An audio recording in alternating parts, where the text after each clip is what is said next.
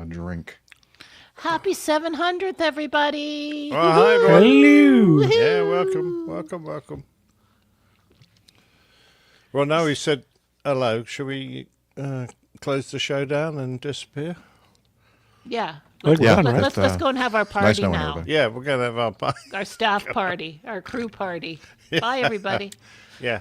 Is Thanks that for you? coming. Is that you, Tim Van Ram? Are you back from the far east, cracking open your Jelly belly flops? Jelly belly. What's a belly flop? I don't know. I know what jelly bellies are, but I don't know what jelly belly flops are. A bag of jelly I know what belly bellies. flops are into a swimming pool. Yeah, He well, is I think back. that I have a feeling it's something. He is back. Oh, David and Donna Rose, do not talk to me about the weather. We've had the winter from hell here. We just talk about this to annoy Captain Nick. He hates us talking Yeah, I about the do. weather. Well, all the time. I know. I just feel sorry for you, and I just can't stand weepy people. I'm not weepy. I'm just pissed. Yeah. Although I do sometimes cry when I get angry. It's been known to happen. Yeah. Well, we got Shiner Bock. Oh, a regular jelly beans. Those sort of like rejects, but you can still get them. Got it. Understand. What's a Bock? Is that? It sounds like a German beer. It is a German beer. A darker roasted malts makes having it a- appear to be darker. German beer from Texas. Who's having a... There's The Mizzou's. Shiner Bock is Hi, from- Mizzou's. Texas. There's Mizzou's. Shiner, Texas. Why Probably can't isn't- read that. Aren't my comments automatically Hi, scrolling? there's Eva. Oh my gosh, how are you doing with all your flying and training? Yeah, and how's stuff? that going? Yeah, she must be in the States, I think. In Arizona, maybe? I don't know. Tell us where you are, Eva, and how's it going? I'll be back. Yeah, right, Tim. I'll be back. Tim loves a good pun. Eva's Osprey. We're Osprey too, Eva. Yeah, we're Austri, yeah. Yeah. We're making fun of her Oh, okay. typo. Sorry. Okay. I'm thinking, Because what? we have to make fun of people, to make them that's really all part- feel That's welcome. what we do. Yeah. That's what We we do feel best. welcome in our chat room. That's right. That's the way we show our love. Just the for way you. Jeff did with Peter Tarantelli a couple of shows ago. If he ever comes back, I'll be very surprised. But yeah, What did I do wrong? Oh, you were talking about when he the had volunteered dash for- 800 and the dash 8. And Well, no, Was that that wasn't. one? That wasn't That was him. not. That was not oh, Peter. it was It was something when else. Okay. Jeff, he was talking about that Peter had volunteered for the merchandise manager, and anyway, didn't. So it went off the rails. There's Bill in Sam Toronto. Bolog says it's Hi, Bill. 96. Is that like a 69, but you go back to back? I don't know. Anyway, yeah, Eva's in Florida now. She's supposed to be All going right. solo today, but it's gusting 25. Oh, Oh, come on, Eva. Eva, I'm so Northern happy LA. Get for with you. it. Get with the program. You must send us in some feedback when you have, I know you're really busy, but let us know how your training's going and everything. I'm going to have to fly in 25 knot winds at some point, so just get it over with. Yeah, but not your first solo. Hi, Bill in Toronto. Are you in Toronto? Or are you down route somewhere exotic like Fredericton or Regina? Good one. Tim, Or Tim, Moncton. Tanya, lovely. Eva's happy to Tanya. have made it to a live show, while some of us are happy to have made it to the next show alive. Oh, very good. Very good. St. Catharines. Oh, do you live in St. Catharines? Okay. Does she know? Lisbon. Oh, you were in Lisbon yesterday. Lisbon to St. Catharines. That's an interesting transition. Richard was the first one in the chat room. He was. He's our number one fan. Oh, so Bill, you're on the long haul stuff. I thought you were on shorter haul stuff. I was not sure. Yeah, Richard, again, thanks for the 700th episode contribution, sir. Oh, Did Richard brilliant. send one along with Yeah, Zeus? Yeah, Oh, cool. Nice. those are the two in our Oh, I haven't checked that out Coffee yet. Fun Classic slide today.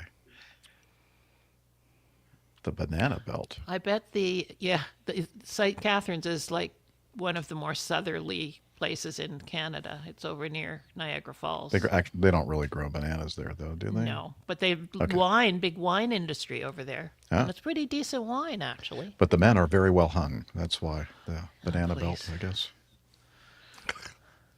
I bet Lisbon has been pretty popular this winter, Bill, I would think. Anyway, yeah.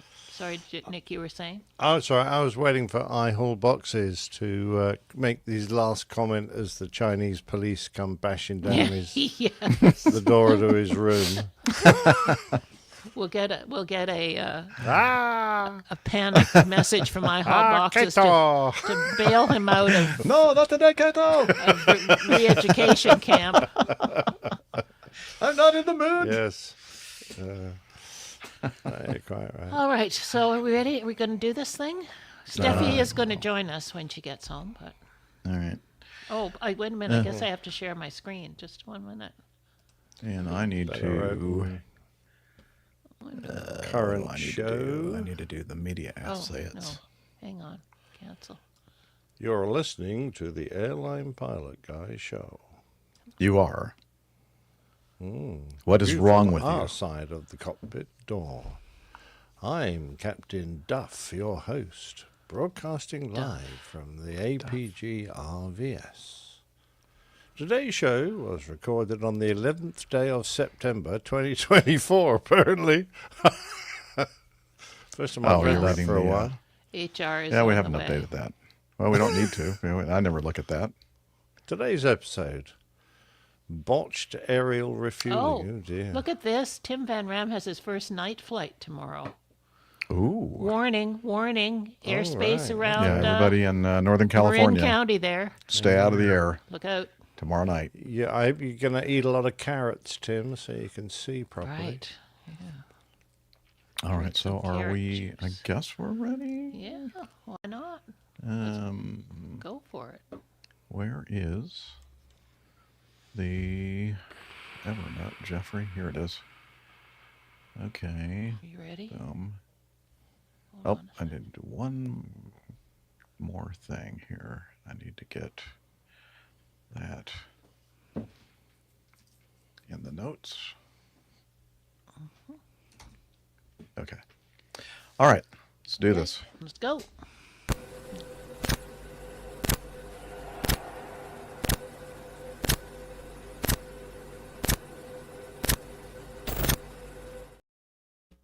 You're listening to the Airline Pilot Guy Show.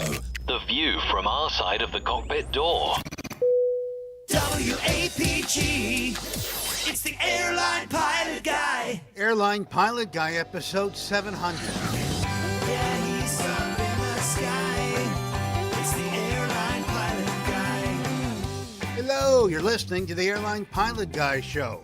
The view from our side of the cockpit door, with your host, Captain Jeff, broadcasting live from APG headquarters in Roswell, Georgia.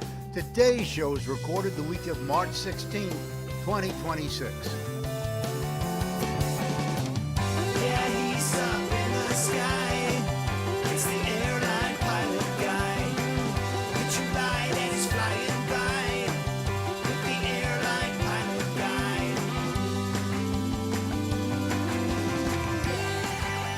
In today's episode, a United flight hits You do a have your large recorders Canadian on, Jeff, Goose do you? just after takeoff. I think we just hit a bird here at about 300 feet. We have some damage in the back. We're going to need to stop the climb. And the repo man nearly seizes a Ryanair 737. Also ahead, more news and your feedback. So get all settled in. Tray tables and seat backs in the upright and locked positions. Electronic devices powered on. I'm Radio Roger. Flight 700 is ready for pushback. Thank you, Radio Roger. He's an award-winning TV and radio reporter, currently at the #1 all-news station in the nation, 1010 Wins on 92.3 FM in New York City! Welcome to the Airline Pilot Guy Show. It's an aviation podcast covering the latest in aviation news and answering your great feedback. I'm Captain Jeff, former U.S. Air Force pilot and retired Delta Airlines captain. And about 16 and a half years ago, I started this little aviation podcast thing, and we're on now the 700th episode, and I am so happy to be able to say that. I'm still alive too. Yay! All right, and let's see. Joining me from his garden studio, in Hartford, Hereford, and Hampshire. retired professional dog photographer, former RAF, RAAF fighter pilot, retired Airbus A330, A340 captain for Virgin Atlantic Airways. It's Captain Nick. Thanks, Jeff, and congratulations to everybody, but particularly you, for making it to the 700th show. It would be remiss of me not to remind everyone, of course, that the number 700 really belongs to Boeing for their series of amazing aircraft, from the 707 to the 717, 727, 737, 747, the 757, the 767, the 777, and the 787. The next may, of course, be, they're very imaginative, the 797. What are they going to do? I thought they were going to start over with 817. They're calling it the new mid-size airplane, but currently it's on hold until perhaps as late as the mid-2030s. Oh, I'll be dead by then. Okay. Very good. I hope not, Liz. So the Boeing episodes start, I guess. Indeed. Now. Do we need All right. Do we need to mark the calendars that Nick said something nice about Boeing? It's not the first time, but it It's doesn't not the happen first very time. often. Rare. Nice. Wasn't nice, Yeah. really, True. though. He called them Well, wonderful. It was pretty darn close. He had his fingers crossed. All right, here you heard some other voices here. Let me introduce you to them, or you introduce them to you. Here, that sounds better. Something like that. All right, from the Northwoods of the Atlanta suburbs, a race car driver, self-taught chef, commercial multi-engine instrument-rated pilot with an interest in anything with enough horsepower to kill him.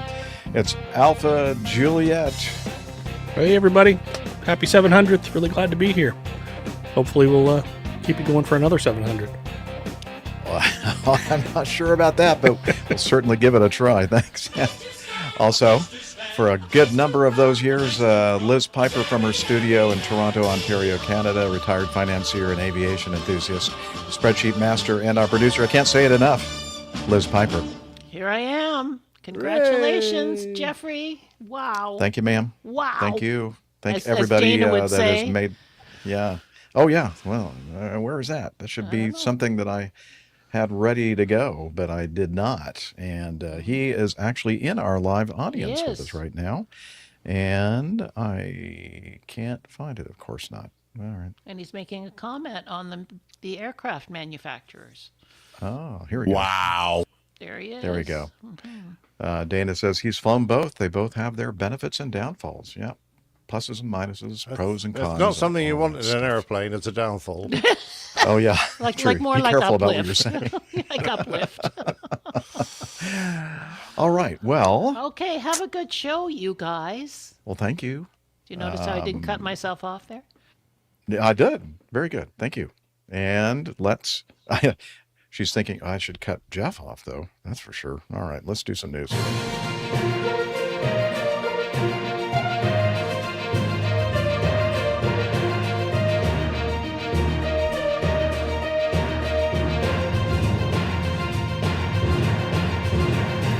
Stand by for news. All righty, we're going to start off with this. It's a video from the place that we get most of our videos, Vass Aviation, and it's also in a Aviation Herald article.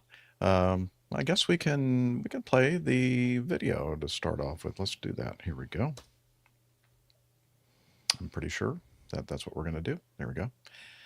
This is the 6th of March, this incident. Boeing 737 contact Newark departure by -8, Max. And Tower for United 1207, I think we just hit a bird here at about 300 feet, just to let you know. Okay, roger that. If you see any damage, just let us know. You need any assistance? Stand by. Does a bird need assistance?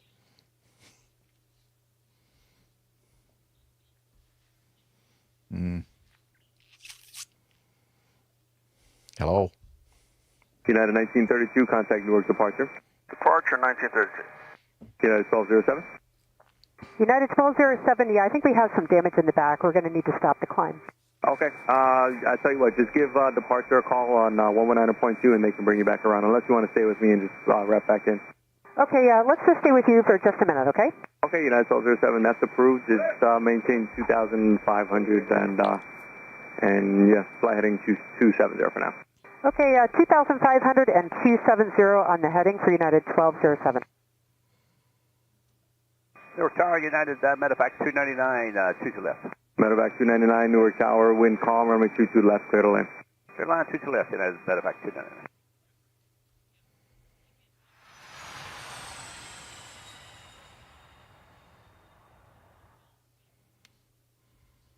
Tower Brickyard 3486 is clear of 22 left as well. We also had keys at 500 on final.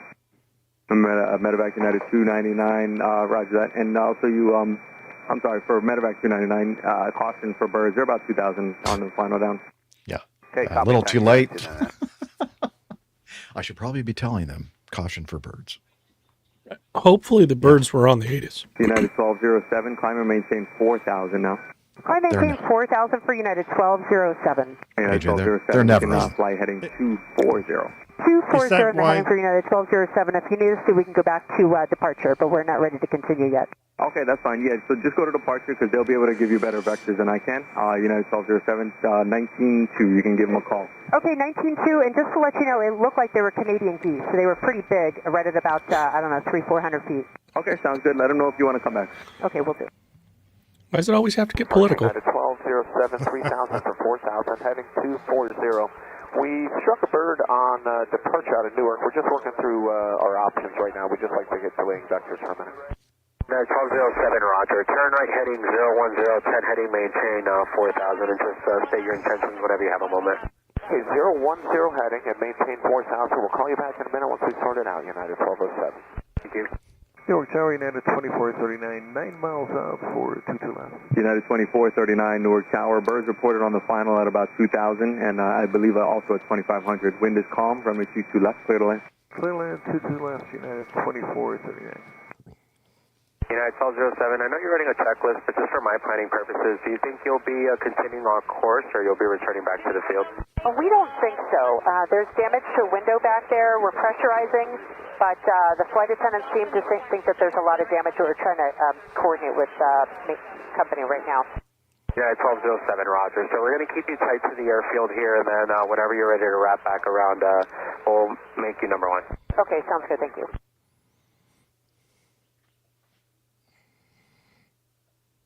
Interesting that a window in the back is damaged. Newark Tower, Brickyard 3457 with the ILS 22 left. Brigade 3457, Newark Tower. Use caution for birds reported by basically 2,500 all the way down the final.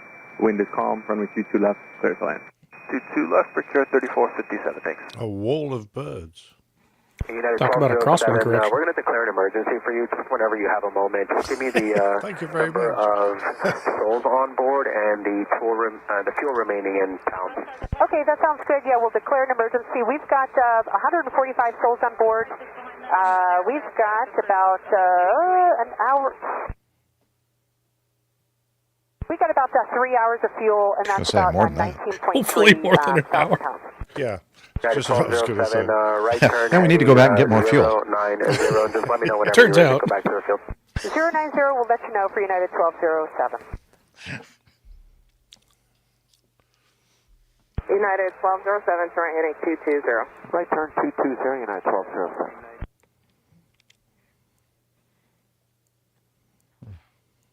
Okay. It's very And quiet. approach just from 1207. We're just assessing things right now. Probably another lap. Another lap in that pattern we just were on, and then we'll call you back. Roger. Thanks. Okay. This bell United cut out. 1207, turn heading 280. 280 in the heading for United 1207. Da, da, da, da, da, da, da. United 1207, turn heading 040. 040, United 1207. Yeah, that guy was right. They're getting so much better vectors now than the tower It's, guy. yeah, I mean, 1207, you ready to come in for the approach now? I think we're ready for United 1207. Tower only has used raggedy secondhand vectors. They're all United garbage. 1207, store right heading 080, contact approach 120.15. 080 and 12015 for United Jet 1207. JetBlue 957, turn right direct Stolberg, climb maintain 11,000. 11,000 direct Stolberg for JetBlue 957. United 1052, contact departure 120.85. 2085, United 1052, come on.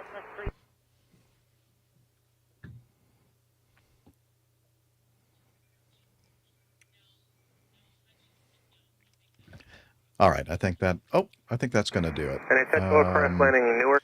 Okay, so I think we didn't hear about a major airliner crash because of bird strikes, so I think they landed safely.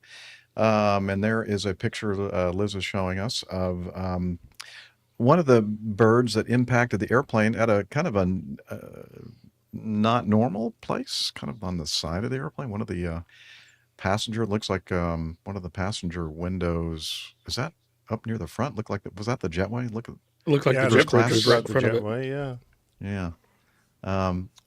Yeah. So I've never seen anything like that before. Have you guys? Nope. No.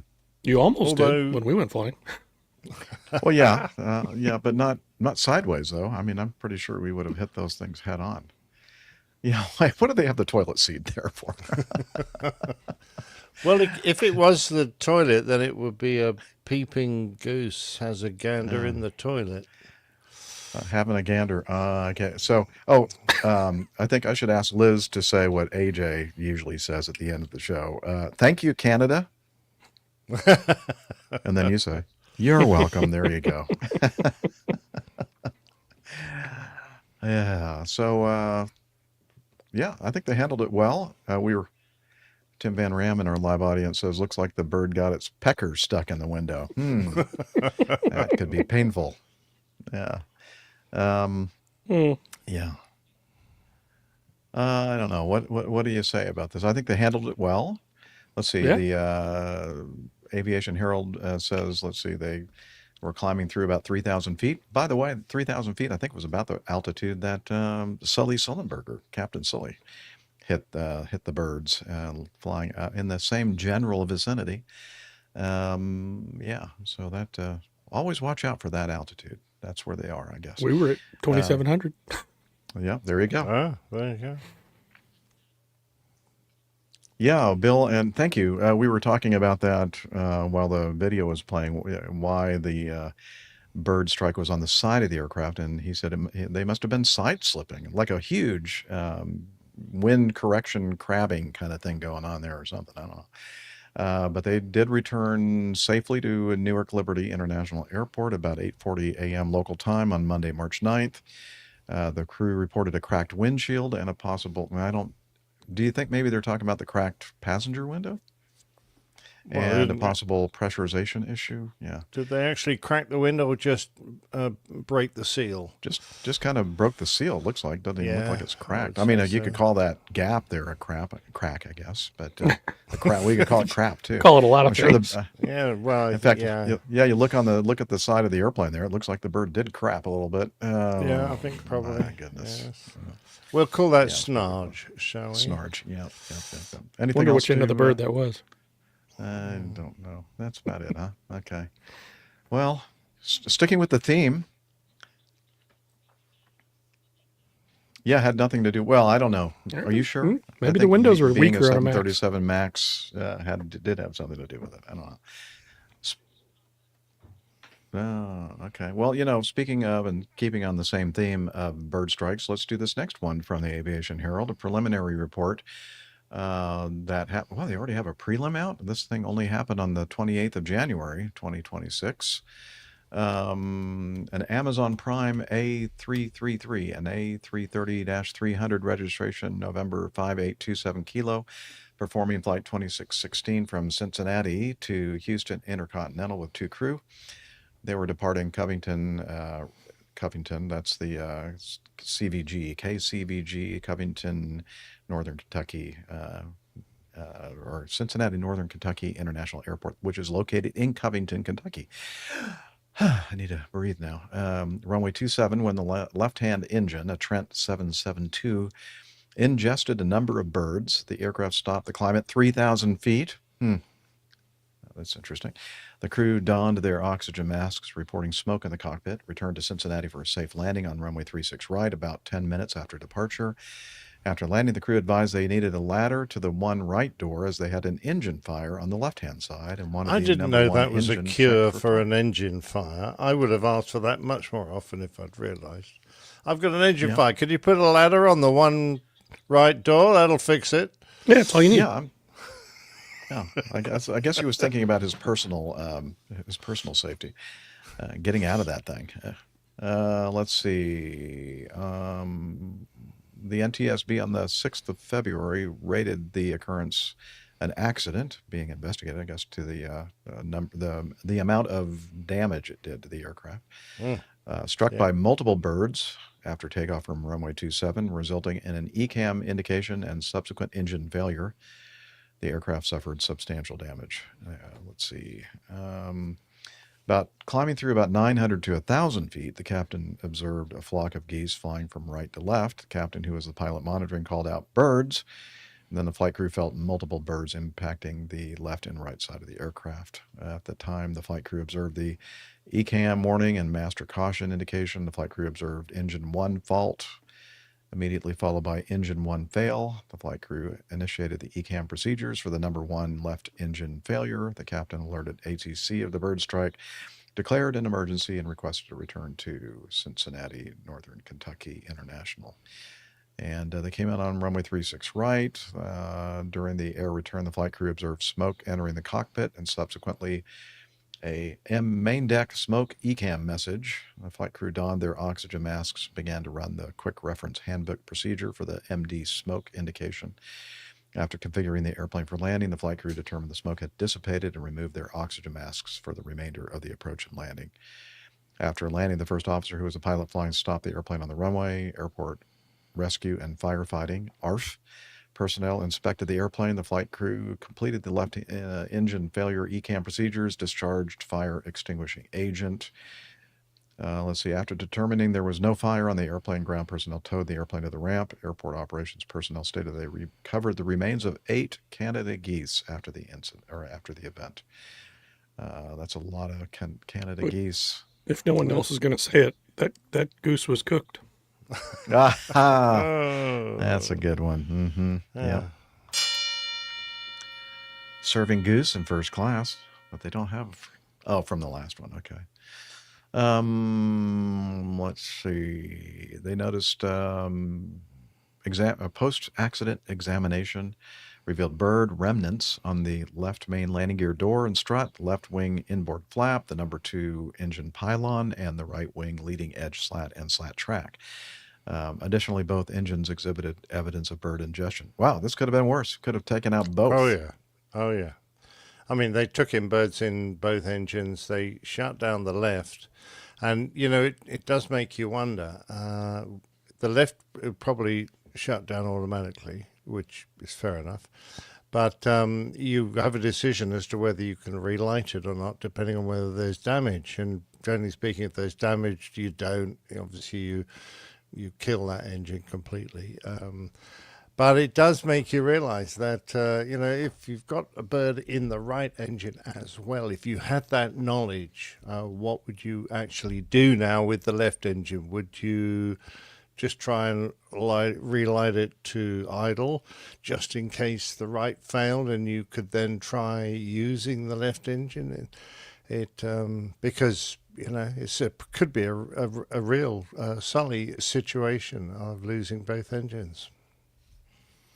And of course, I don't think they knew it at the time, but the article states, or the report states, that the left engine fan had restricted rotation and was visibly misaligned.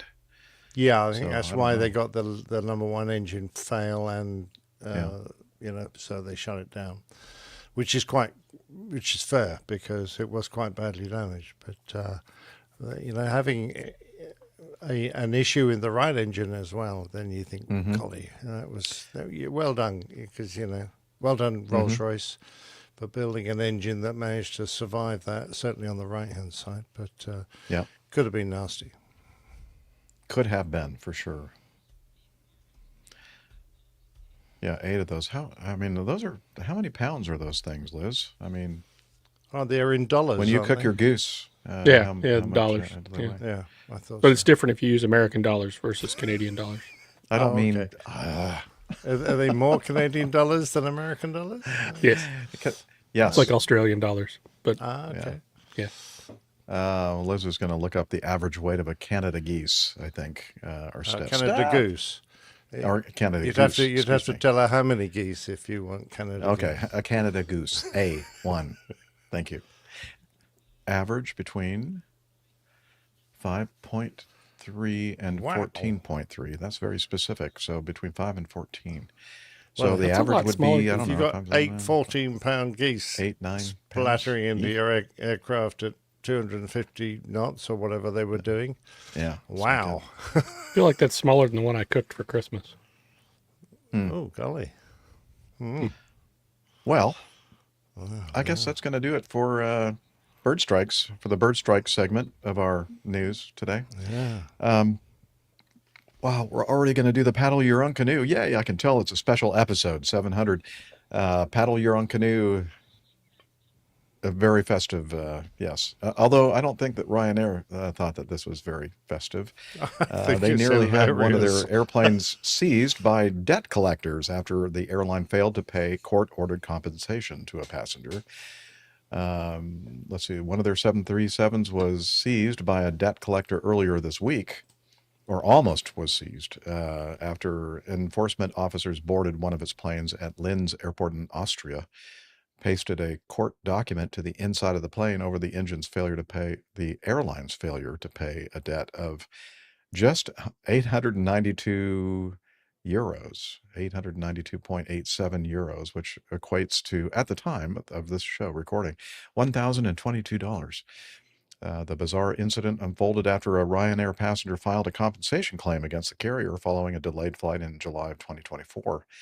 The passenger's flight to Palma de Orca had been delayed by 13 hours, so she decided to book another flight and then claim back the costs from Ryanair, along with the legally required compensation under Europe's EC 261 passenger rights regulations. Ryanair refunded the passenger the original cost of her ticket, but denied the EC 261 compensation and refused to reimburse her for the difference in cost for the new flight she booked. The woman took Ryanair to court in Austria, and after winning the case, Ryanair was ordered to pay the passenger and cover legal costs amounting to 892.87 euros. Despite the legal victory, Ryanair failed to clear the debt, resulting in a surprise visit by a court-sanctioned debt collector and a legal representative of the woman to Linz Airport in Austria on Monday, where a Ryanair plane was preparing for departure to London. The flight was delayed by more than an hour as efforts were made to collect the debt without success. According to local media reports, the pilot even offered to pay the outstanding amount with a credit card, but the debt collector would only accept cash. As Ryanair doesn't carry cash on its planes, the aircraft was eventually allowed to depart, but only after an official court document, which had been referred to as a cuckoo sticker, was attached to the inside of the cabin. The sticker essentially means that the court could assume control of the aircraft and auction it off if necessary in order to settle the debt. Interesting.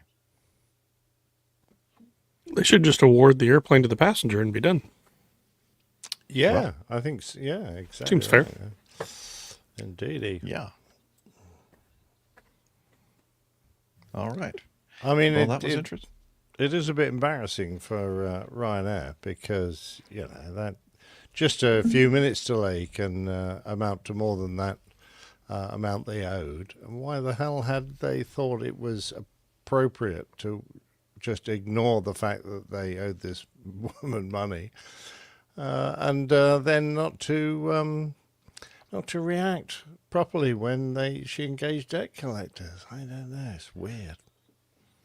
Yeah, penny wise and pound foolish, according to producer Liz. And I'm wondering if it had something to do with like a not upper level management, but some like mid layer of management that decided that, well, they can take this and shove it up there. You know what? Exactly. Ryanair has a bit of a reputation, though.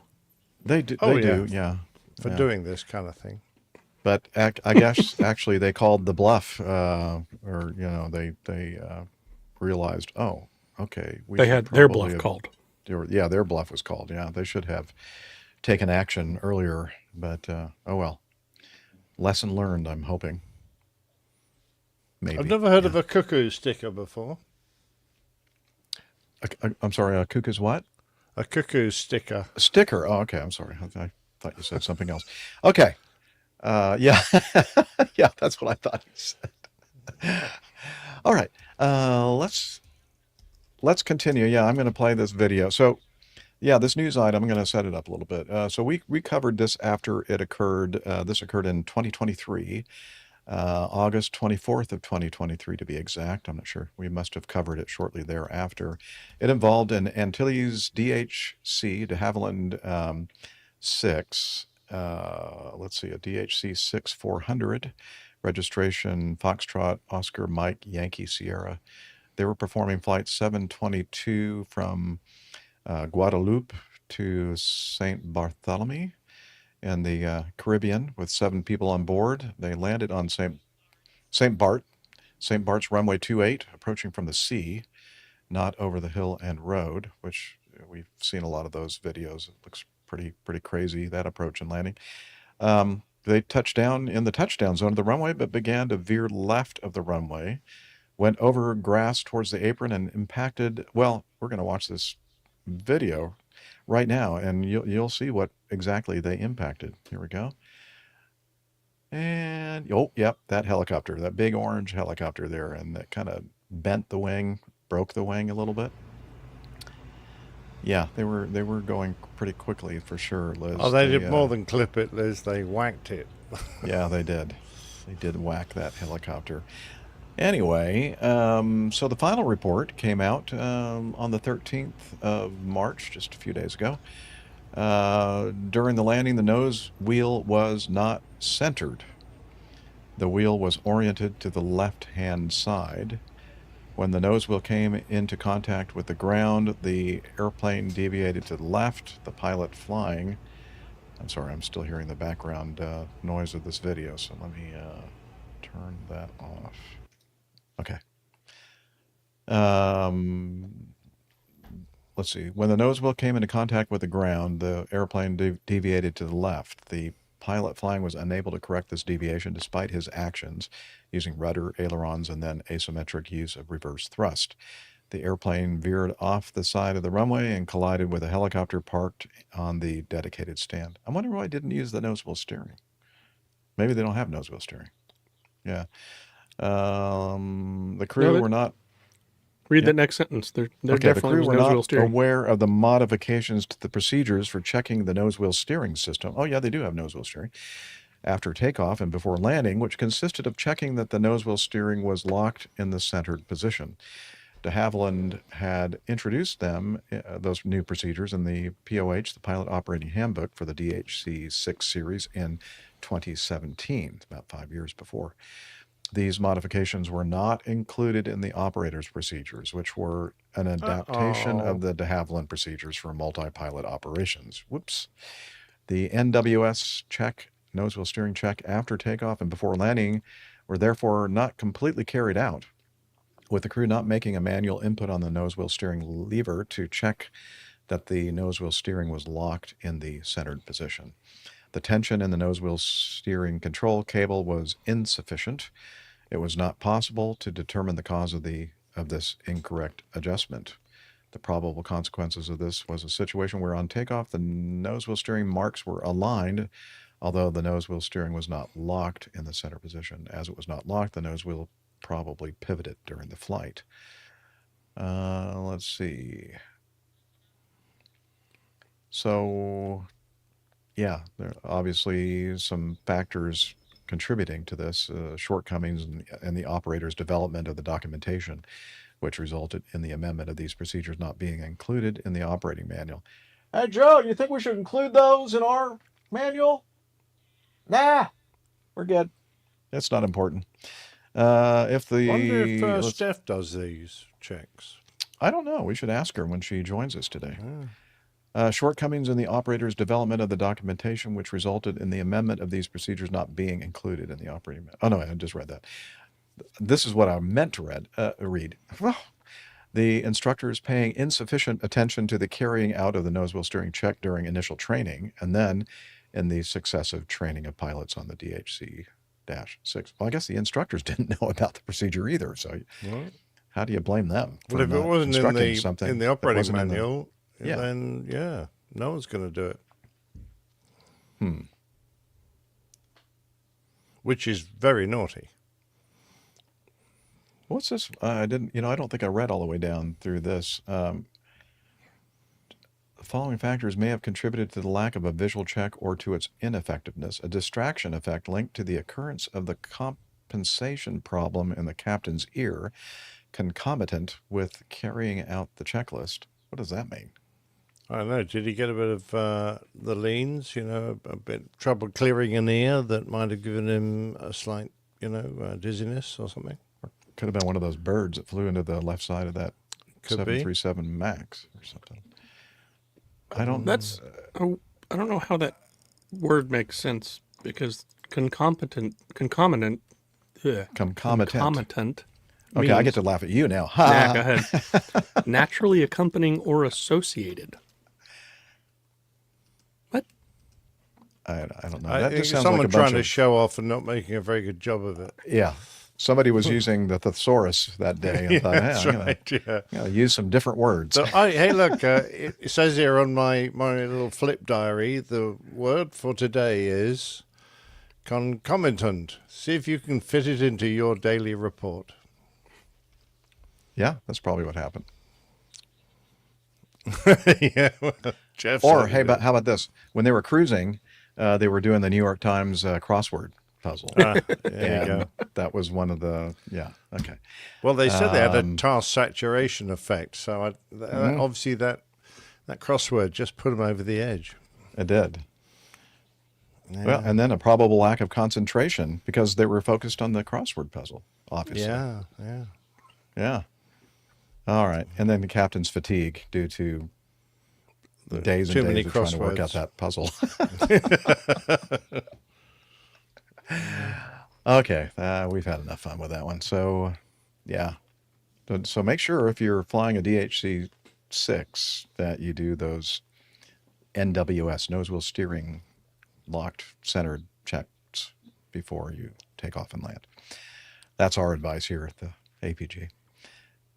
All right, here's another one from the Aviation Herald, a prelim report. The incident was an Arik, A-R-I-K, Arik, Boeing 737-700, registration 5 November, Mike Juliet Foxtrot, performing flight 740 from Lagos. Lagos.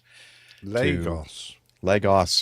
always get It's that not wrong. Lego, it's Legos. Legos. Those are those little things, the little pieces that you put together. Yeah, that you tread on in the middle of the That's night. where they were invented, right? In this African Indeed. town. Yeah. Just kidding, you Danish people. Don't send me any bad email, okay? Yes.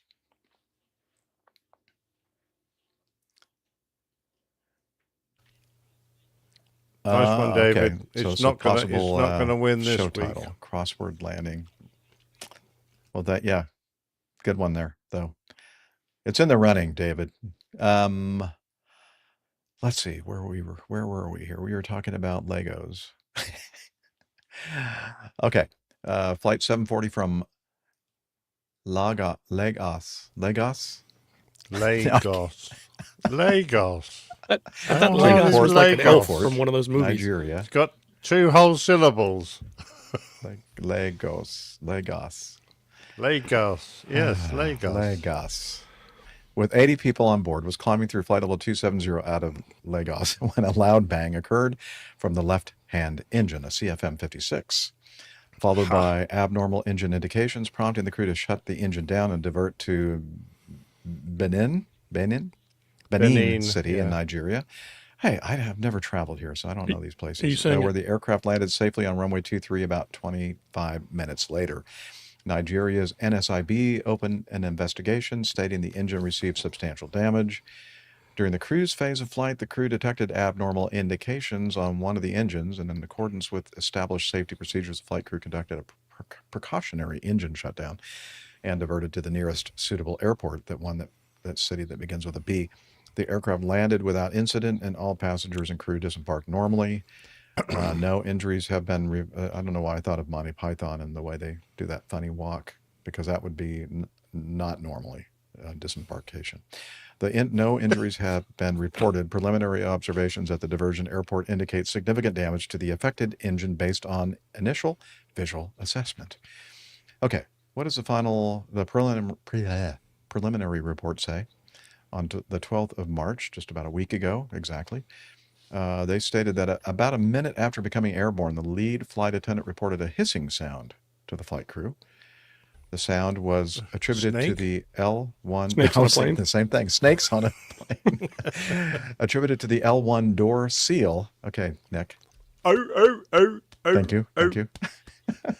While climbing through, that doesn't sound like a hiss at all to me, but okay. While climbing through flight level 260, about 11 minutes after departure, a loud bang. AJ, come on, give us a loud bang. Bang. Okay. That was heard, followed by severe vibrations and a grinding noise from the left-hand engine. I hope everybody's enjoying this. I know we are. The crew disengaged the autopilot, the APG audio players. The crew disengaged the autopilot, thank you, stabilized the aircraft, recognized the left engine had received substantial damage. The crew shut the engine down, declared Mayday. Mayday. Thank you. Help! And on ATC recommendation, decided to divert to Benin City. Yay. Hey, I got that one right. Good job, boys. Well done. Post-flight inspection revealed the number 6 fan blade was fractured with the root left attached. Okay, so the left fan blade with the root left attached. All other fan blades were damaged. The engine inlet cowling was missing. Ooh. Oh, yeah, there's a picture of it there. It's a bit of a bloody mess. Pretty nasty. Yeah. The inboard and outboard engine cowling covers were folded upwards. The engine-driven pump was found loose. A deep cut of 0.6 inches, 1.5 centimeters, was found in the containment case of the 2 o'clock position. Another long cut of 18.3 centimeters was found in the containment case at the 1 o'clock position. A lot of things were found. Let's see. Not gone well. Yeah, cuts on the left wing leading edge. The left horizontal stabilizer leading edge was damaged. Yikes. Yeah. The upper surface of the horizontal stabilizer was damaged with large cuts. The leading edge of the vertical stabilizer. I think we could safely say this was an uncontained engine failure. So does that make it an uncontainment case? An uncontainment case, not a containment case. Yeah. All right. Yeah, that's not good to have an uncontained engine failure. No. Because that... Oh, no. Oh, right. You used we another didn't say anything bad about China. I'm wondering why they cut him off. Huh. Oh, right. Well, we're glad you're back, iHall boxes. Well, they don't understand our humor. He's turned his VPN on. Really, anybody does. We do. That's it. Speak for yourself. I must admit, that's pretty impressive destruction of that engine, isn't it? I mean, the passengers. I'm surprised we don't have a bunch of passenger movies of them.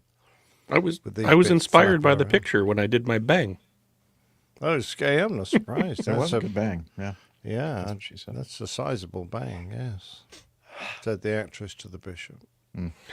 Okay. I think that's enough of that one. Yep. Uh-huh. Oh, okay. So iHall boxes have been disconnected by the Chinese authorities, so he's back with us. And he says, based on our previous news item, DHC-6s have a tiller located behind the yoke. Oh, that's right. It's kind of weird. It's connected by a cable pulley system to the nose wheel. Nose wheel should bungee center itself. But in this case, it didn't, because they didn't do the check to make sure of it. iHall boxes, did you ever do that nose wheel steering check? Centering check? Centering check? let us know. If you didn't, you're a bad boy, because it was in the books since 2017. Yeah. I can't reply. My connection's gone. We're waiting for his response. I don't know. Might be a few We might more be here a seconds while. here. He's typing. Furiously typing? Yeah, I don't know. You really can't tell if he's typing or not. So I'm just guessing. Oh, come on, iHall. Don't keep us. Yeah. Hey, I'm just a freighter pilot. He's more like a freighter pilot. Okay, well, let's continue then with this next item, another final report. Let's see, this occurred at Stuttgart, Germany, on the 23rd of October in 2023, my wedding anniversary, or would have been. A Turkish Airlines Airbus A321-200 registration Tango Charlie Juliet Sierra Zulu, performing flight 1706 from Stuttgart to Istanbul, was departing Stuttgart's runway 7. A Sun Express 737-800 registration Tango Charlie Sierra Oscar Romeo, performing flight 154 from Antalya, Turkey to Stuttgart, was on final approach to runway 7, and they went around. Germany's BFU reported the occurrence was rated a serious incident due to the loss of separation in flight. The BFU is investigating the occurrence. According to the, let's see,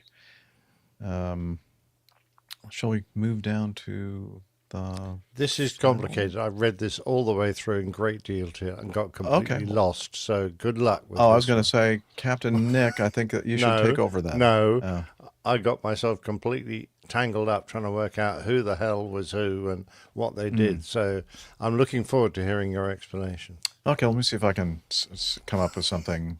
So I guess the essence of this is that according to landing data, the landing aircraft was about 4.4 nautical miles before the runway threshold when the departing aircraft lined up for departure. Okay, that's good. Subsequently, the landing aircraft touched down and went around with the departing aircraft still on the runway. Well, how did they touch down? Must have touched down beyond them. Oh, okay. The separation during the climb out was 300 feet vertical and horizontal on the airline. Oh, so I guess the one on the runway. Oh, I don't know. I see what you mean. This is confusing. Yeah, the language isn't helpful. Okay, so it sounds like the aircraft that was in position at first was cleared for takeoff, and so now the landing aircraft decides to go around. Now we have a situation where we have two airplanes kind of going in the same general direction and not a lot of space between the two. They're both flying. They're both in the air. And they're not on divergent courses at this moment. Let's see. Okay, so this preliminary report talks about a lot of the setup for how this all happened. I'm not going to go into all that detail. There's a lot. It's in the show notes if you want to look at it yourself. Okay, so let's go from this point where the inbound aircraft flew over the end of the runway. On the radar display, the controller saw that the A321 had begun the takeoff run and informed the flight crew of the Boeing 737, which was about just under 2 nautical miles away from the threshold. Departure's rolling, wind check 090 degrees 1 knot, and then the controller told the Boeing 737 flight crew, wind 100 degrees 1 knot, runway 07, go around, please, left turn, as the airplane was about 0.63 nautical miles from the threshold in descent at 200 feet. Okay, they're getting close. In the following approximately 17 seconds, vertical speed changed from minus 768 to 384 feet positive, so a little bit of a climb. Within 14 seconds, the altitude decreased to 18 feet above the threshold. That seems like a really far distance for them to still touch down. Yeah, it does.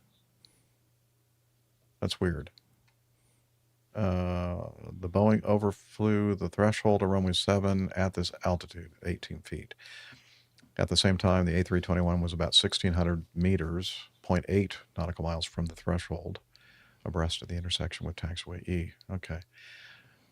We got a little situation here where two big airplanes are trying to fly in the same airspace, it looks like. So the controller did instruct the 737, the Turkish Air flight, turn left heading 350, Airbus 321 departing. Left turn now, please, heading 350. The crew confirmed the left-hand turn to heading 350. The controller added turn left now. I guess they weren't turning left quickly enough. The A321 overflew the end of the runway 7. Okay, so all this go-around and initial turn to the left was occurring while the A321 was in the latter stage of its takeoff run. All right. So the bottom line is the lateral distance between the two airplanes was what? Like, oh, shoot. Well, at some point it must have been 0 because he overtook him. He flew over him, didn't he? As this bloke was on his takeoff roll. I don't get it, though. I see why you're confused, because I don't see how, I'm not based on everything I've read, I don't see how they could have overflown. This math is not mathing. No. Because if they were going down at 768 feet a minute, and then changed to 384 feet a minute, even if they kept descending for the 14 seconds it says, they'd only lost 175 feet, 180 feet. So it didn't change. With that 14 seconds, for them to go from 200 feet to 18 feet, that math checks of them descending the whole time. So they just didn't react to the go-around for 14 seconds. Well, they might have done, but of course it takes a while for the inertia to, be reversed. So we would normally, if you don't react quickly enough on a go-around from, say, 200 feet, we would normally expect to touch the runway, regardless. So, but this is a relatively small, light aircraft compared with what I flew. So the chances are you should be able to do it much quicker. But perhaps they were trying to keep the aircraft ahead visual, so they weren't really heads in doing this properly. They were perhaps trying to do this a bit more visually so that they can keep sight of this airplane that's in front of them. I don't know. Yeah, I think that's a good point. That's probably correct. That's why they didn't do pour the coals, and put the nose up 15 degrees or whatever it would be for a go-around attitude in the 737. And then immediately lose sight of that. Yeah, because they probably realized as soon as you lift the nose up 15 degrees, well, you just lose sight of the whole airfield in front of you because everything's now below your windows. You can't see it, and you're going to immediately lose sight of this aircraft that's very close. Yeah. I don't know. So basically the final report says the serious incident is due to the fact that the tower controller changed the departure sequence at short notice / spontaneously, misjudged the time needed to implement them, and decided to let the 737 go around late. I mean, I don't think he's let the 737 go around. He should have ordered them to go around earlier. Is what he should have direct done. them. Yeah, in a timely manner. Trying to squeeze a quart into a pint pot again. Yeah. If anybody else can read this and make sense of it, and please let us know. I'd love to see a little movie of it, like I say I do. Like a reenactment or whatever, simulation. Yes. Okay. All right. Well, just for you, Captain Nick, according to Liz. Really? She thought of you. Nice. Again, from Paddle Your Own Canoe. Ham radio enthusiasts. Land U.S. Airlines with $8 million bill to fix faulty equipment on Boeing 787. Well, why do the ham radio enthusiasts have to... What's this? I don't know. Ham radio enthusiasts could be partly responsible. Partly. Only maybe $1 million of it. For landing U.S. Airlines with an $8 million bill to fix faulty equipment on Boeing 787 hang on a airplanes. minute. This is Boeing trying to, get rid of their bills to poor old amateur radio. Is this what it is? Because they're the ones with the faulty equipment. It says so there. Boeing 787 faulty equipment. Well, I think Boeing did a little demographic survey and said, the people that are ham radio enthusiasts usually they're high income earners. Oh, And God, yeah. they're incredibly wealthy, so They can obviously buy all we this sue them. expensive radio equipment. They can fix all our transponders. That's right. Okay, so let's see. After it was discovered that simple radio signals can knock out a faulty transponder on the popular wide-body plane used by American, United, and Alaska Airlines, the issue came to light after the FAA reported multiple instances of loss of transponder for airplanes entering airspace in the presence of CW interference. That's continuous wave interference. Now, Captain Nick, since he's the expert, the ham radio enthusiast expert on our panel, what does that all mean? Well, CW is if you've got a radio transmission with voice on it, you modulate the frequency in order for your voice to be carried, and then it's decoded at the other end, and the modulation is turned back into voice. If you're doing Morse code, you don't need that. You just need a frequency, and then you're going to modulate it by going off and on. Beep, beep, beep, beep, beep. You're just going to do a very simple modulation of it with your Morse code key. So that's all the CW is. It's a carrier wave. That's what CW stands for. Okay, so make a lot of sense to you? Yes, it does. I just figured that it would be best to come out of your mouth and not mine, because I don't think I would have said it as clearly as you did. But the thing about it is, okay, so it goes on and talks about the fact that the faulty transponder installed on some of the Dreamliners, the 787s. I'm thinking, well, wouldn't that be, do they have like a transponder made just for the 787, or wouldn't they use something that was used in a lot of other fleets too? That's the thing that has me scratching my head. Why is it only the 787 that has the problem? Perhaps it's something to do with the fit, the aerials, or, I don't know. Perhaps they modified the system to work with the software of the Dreamliner. I'm a bit like you, Sue. I don't see why it should only be the fit that's in the Dreamliner. It doesn't make sense. But well, it could just be a timing thing. They came out with a new model or a new technology of that transponder, and it happened to coincide with when the Dreamliners were being assembled. They said, put it on that. Yeah, it could be. Well, they're having all those battery problems and like fires and everything else. Let's just put that crappy transponder on their jet too. Like nobody will notice.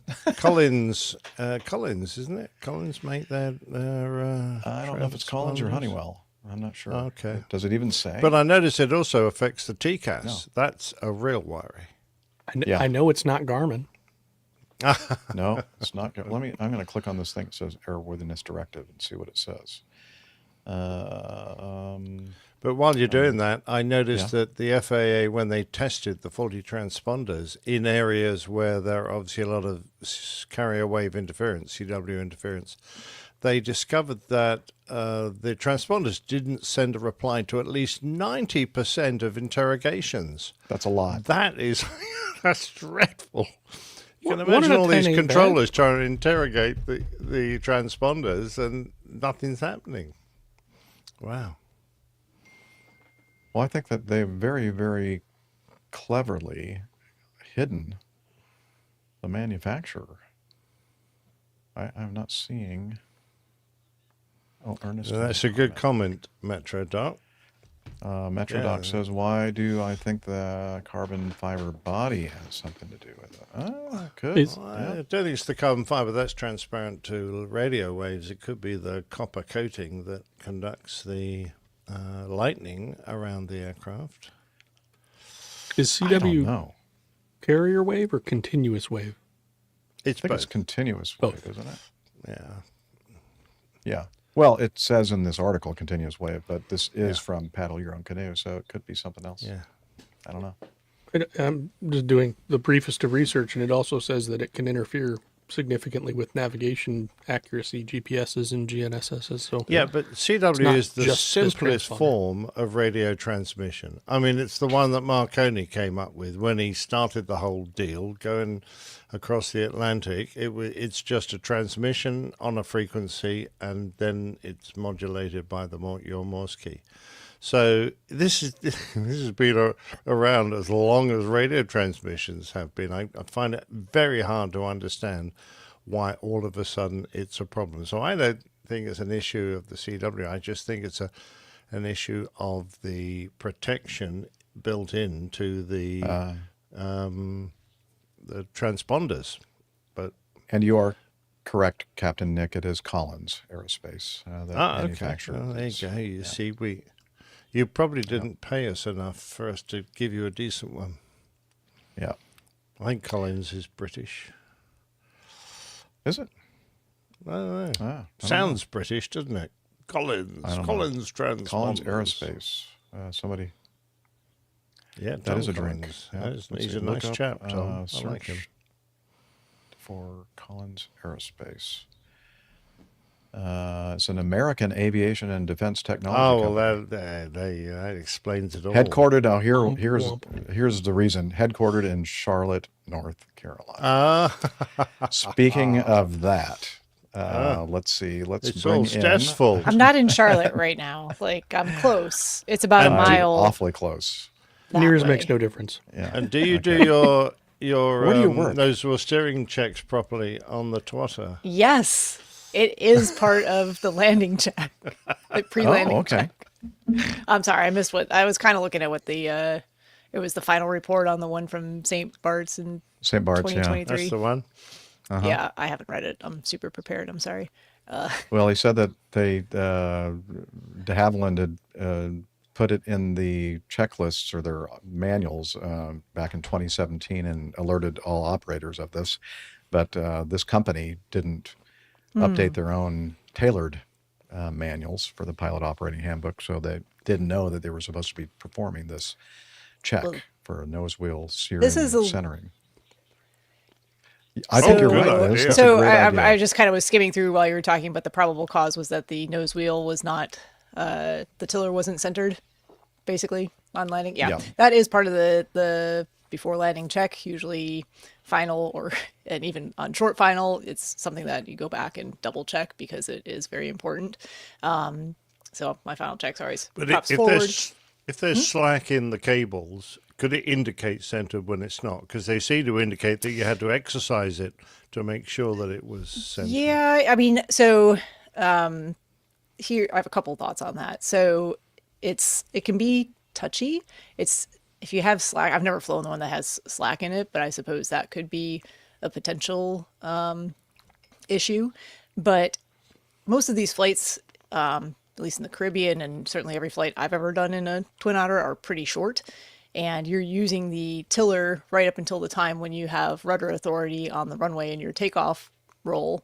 So you're going to have a pretty good idea of where the tiller needs to be because you're going to center it on your takeoff roll as well. And then you're using rudder once you have sufficient airspeed for rudder authority to control being on the center line. So, and then the tiller should stay there. It should not move during the flight. Certainly it can move. It's on the yoke itself, and it's just literally an up or down lever, up to go right, down to go left. So if you bump into it or turbulence or something, it can become uncentered. There is a mark, which ours was always a little bit off on the mark, but roughly you know where that mark lines up so that it is centered, and you want it there. So for years you had to make sure it wasn't centered. You had to make sure you had it centered where it was supposed to be centered. I think the suggestion I think that was more of an issue where the lines were actually drawn in the first place. On the, it's an old airplane. I was sort of imagining it centered on the yoke, but because there's a bit of slack in the cable, the airflow on the nose wheel had managed to put it off center. But it didn't show on the yoke because the cables there really weren't shouldn't taut. be that. I mean, I can't imagine there would be that because it's a cable controlled but hydraulically actuated. So even if there was slack in the cable, it should not have affected the other thing you have to check too is your hydraulic pressure before you land, because if you don't have any hydraulic pressure anymore, then you have no nose wheel control either. Gotcha. Yeah, gotcha. this was pretty. And iHall Boxes said it was bungee centered. That sounds a bit Heath Robinson. Yeah. It's important to center your bungee before you bungee, land. yeah. Okay. Yeah. You know, in my experience, the 2 different otters that I've Your flown, it's not, there's not that much slack in it. If anything, Okay. it's the ones I've flown have been the opposite, where very little amount of motion causes quite a big change in the nose wheel steering. So Cool. it's kind of touchy. You have to get to know So, it before so you that use it. scenario, Steph, they talked about the fact that he tried to use rudders, Rudder. ailerons, differential power on the engines to keep it going straight, but it was, it veered off to the left because of the misaligned or miscentered.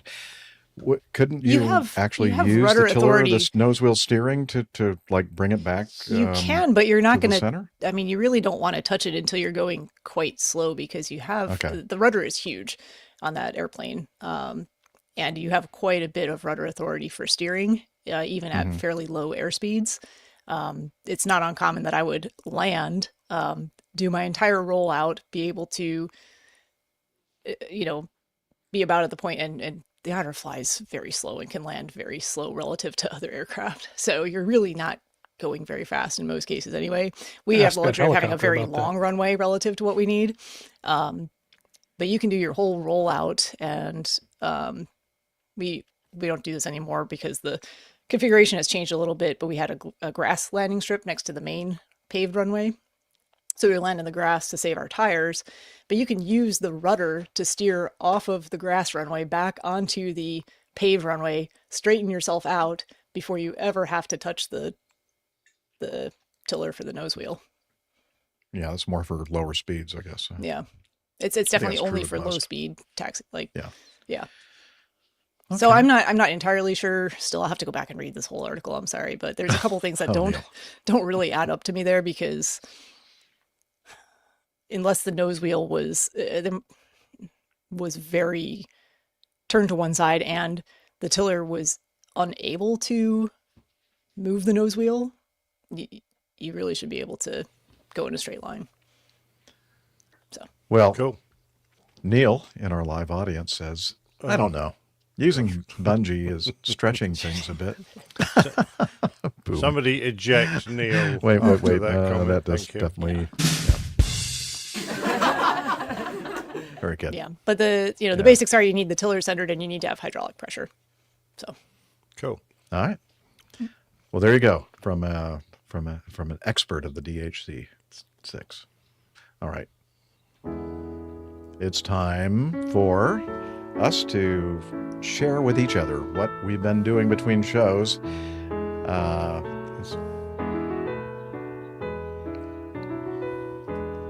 Okay. This is going to be a very long segment, hours long. We're going to talk about what we've done since from show number APG 1. Yeah, I'll cover APG 1 through about 150-ish. I don't know, 140, something like that, and then everybody else can chime in and tell us what they've been doing. Yeah, so I started Catholic Pilot in September of 2009. And then a year and a half later, in May of 2011, I rebranded it to Airline Pilot Guy. And that was APG episode number 1. And now we're on episode 700. And wow.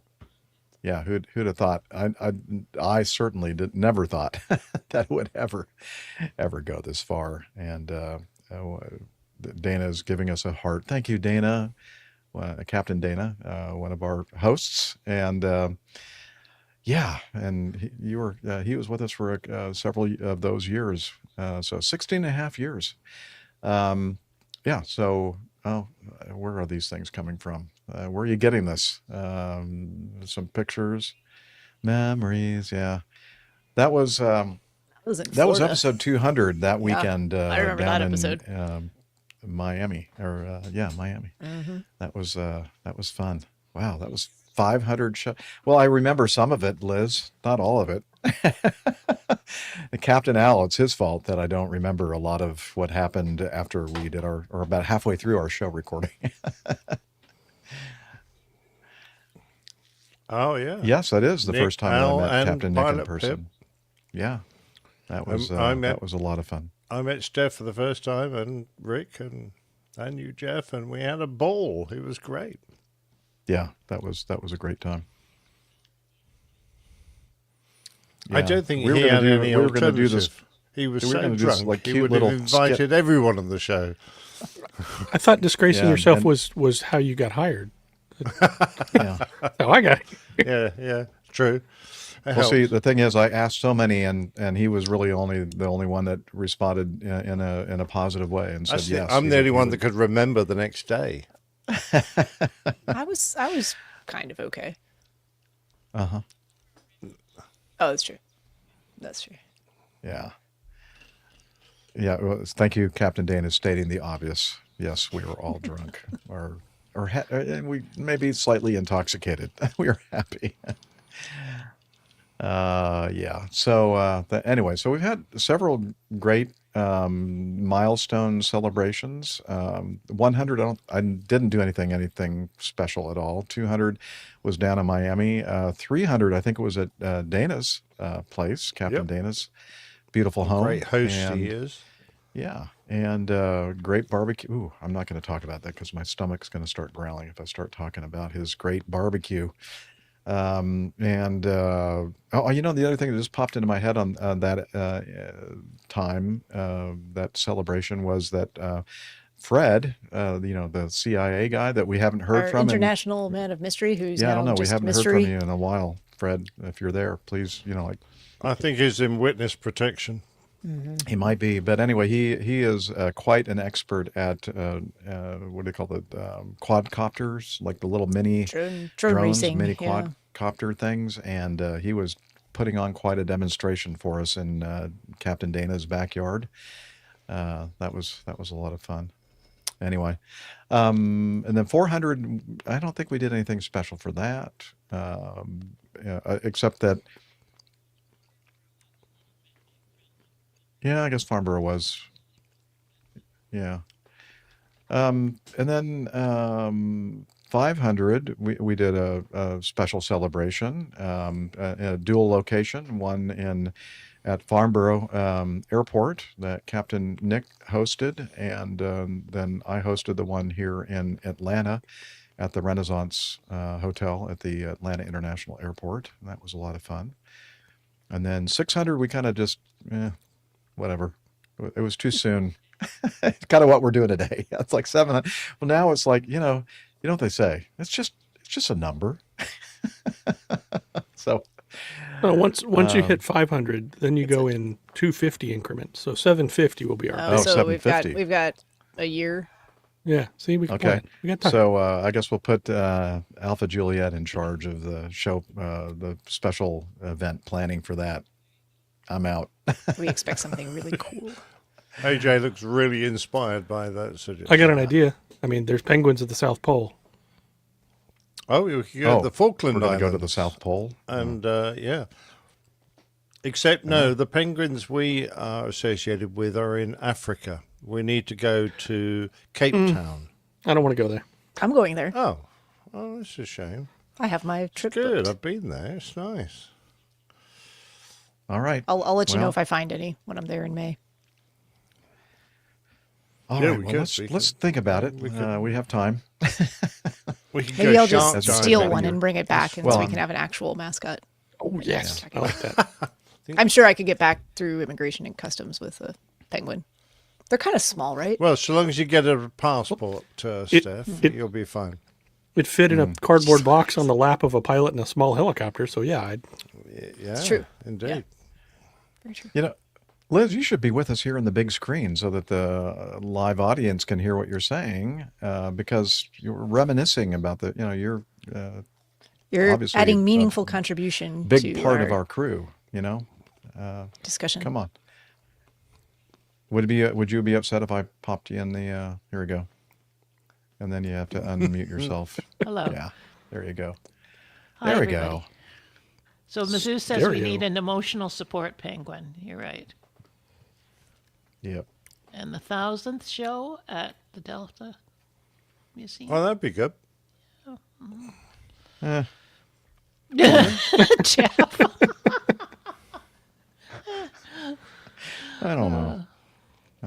just not in a party mood. I can tell. Hi, David. But I will be in about a year. Hi, Dana. Great to see you. He has a year to work up to it. Yeah. Anyway, we have a lot of people in our live audience and our live chat that have been around for a number of years. And of course, Captain Dana informs us that he was host on our show for 5 years. That was a big chunk of the 16 and a half that this thing has been around. So. Well, we got Mike Kuipers, who is just like Mike Kuipers has the been mayor around of APG. Forever, the mayor of SQPN. Well, I always call him SQPN. The mayor, he was the mayor of SQPN. Maybe he still is, but he's definitely the mayor of APG for sure. Tim and Van so many Ram. of you in our live audience have been with us for so many of these years, and we do appreciate. I mean, you guys are part of our family, and whether you want to be or not. Yeah. So. Yeah, even if you're the funny, drunk uncle. Funny drunk uncle, yeah. But, anyway. But doesn't matter how long you've been with us, you're part of the family. Yep, yeah. Exactly. I mean, if this is the first time you're listening to the show, we're not always this bad. You're part of the family, and we don't normally do this every show. It's not every show that we kind of can talk about the 700th episode. Anyway, so... congratulations, Jeff and crew. Excellent. Yeah, congratulations to all of us for 700. Indeed. Indeed. And as far as me and what I've been doing between shows, nothing. Well, doing my normal stuff, the singing stuff, but that's There that's was another much it. thing, but I'll talk about it. It's fine. Well, I talked about our get together, quick get together before you left for Arkansas. If that's what you're talking about. How could you? It hadn't happened yet. It had. Yeah, it was that night, I think. Which you I recorded talked about it that afternoon. It was the next afternoon because I remember talking about it. I remember putting all the pictures and the chapter images and everything on the 699.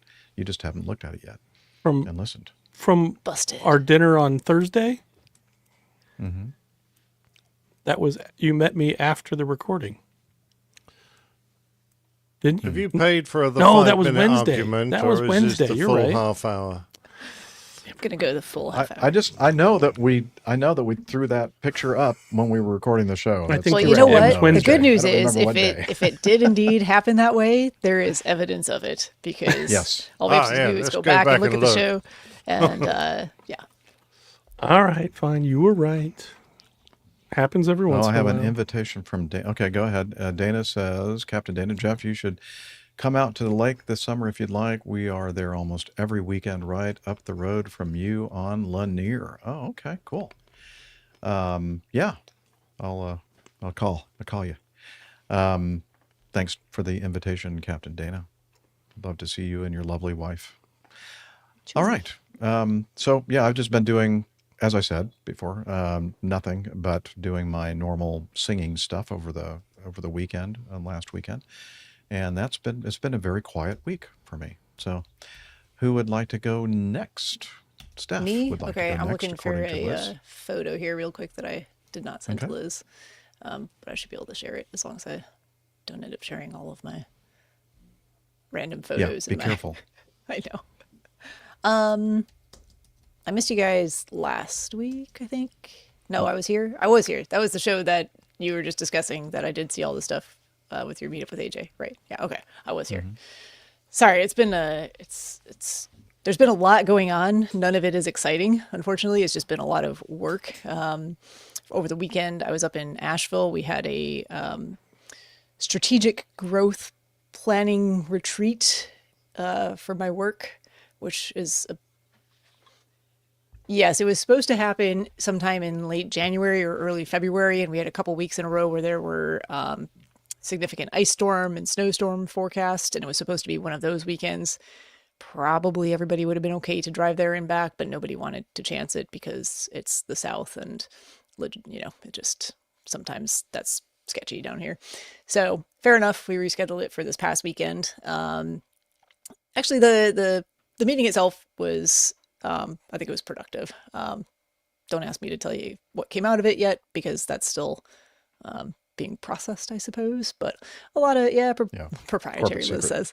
No, just a lot of small group little workshops to basically gain everyone's perspective on where we think we are, where we need to head, what we want to do growth wise moving forward. So all the business side of things. I did see iHallbox's comments. No skiing trip on this one, unfortunately. Well, planning the skiing trip, yeah. No, I'm trying to plan my ski trip for next year. I think it's going to have to change a little bit, unfortunately. So strategic growth is an odd way to spell skiing. Yeah. But anyway, I'm going to show a picture here because we held the retreat at the Grove Park Inn, which is a cool hotel in One of my Asheville. favorite Kind hotels. of it's a really nice, swanky place. But I was driving there after work on Friday, and the first picture unfortunately did not turn out because I was a bit surprised and tried to grab a picture and it didn't focus correctly from the phone holder that I had in my car. But the second one, you'll definitely be able to see what I saw as I was approaching the Grove Park Inn, probably less than a quarter mile away from the entrance, just going through a neighborhood in Asheville. Oops, hold on, that's not what I want to do. Share screen. Window, this one. Share. Let's see here. Oh, look at that. That's a bear. That's a black bear. That's a bear. Yeah. That's a black bear. Very, very cute. Not the largest bear, but this did It's not influence my small. decision. Not Is small that either. Yogi or Boo Boo? I think more like Boo Boo. Unsure. This did influence my decision to not go running in the dark around the neighborhood the next morning outside. Thought that Good was idea. not a great idea. Unfortunately, the hotel gym did not open until 6:30 in the morning, which was only a half an hour before our workshop started, so I didn't get a run at the gym either. I know, I took a day off. I messaged my coach and apologized, but it's all right. But yeah, that's wildlife of North Carolina right there in someone's driveway. See, you're thinking that Steph doesn't experience wildlife, but there she did right there. I think it's keen when we get a hedgehog. It was, I mean, it was literally walking down the sidewalk. My first not this picture, but my first picture, I wish it turned out because he was face on to me and he's got just really pretty markings on his face with the lighter brown and the darker brown. And I was like, it was so out of what I was expecting to see at that moment. It really caught me off guard, but yeah. Anyway. Nice. Oh, there she is. Took herself What I out. did there. I didn't touch that. Oh, I don't okay. know. I don't know what happened there. Maybe I did. Well, anything else going on besides work, and No, it was back to work. wildlife? All I've done this week is All work. right. So Yeah, that's exciting.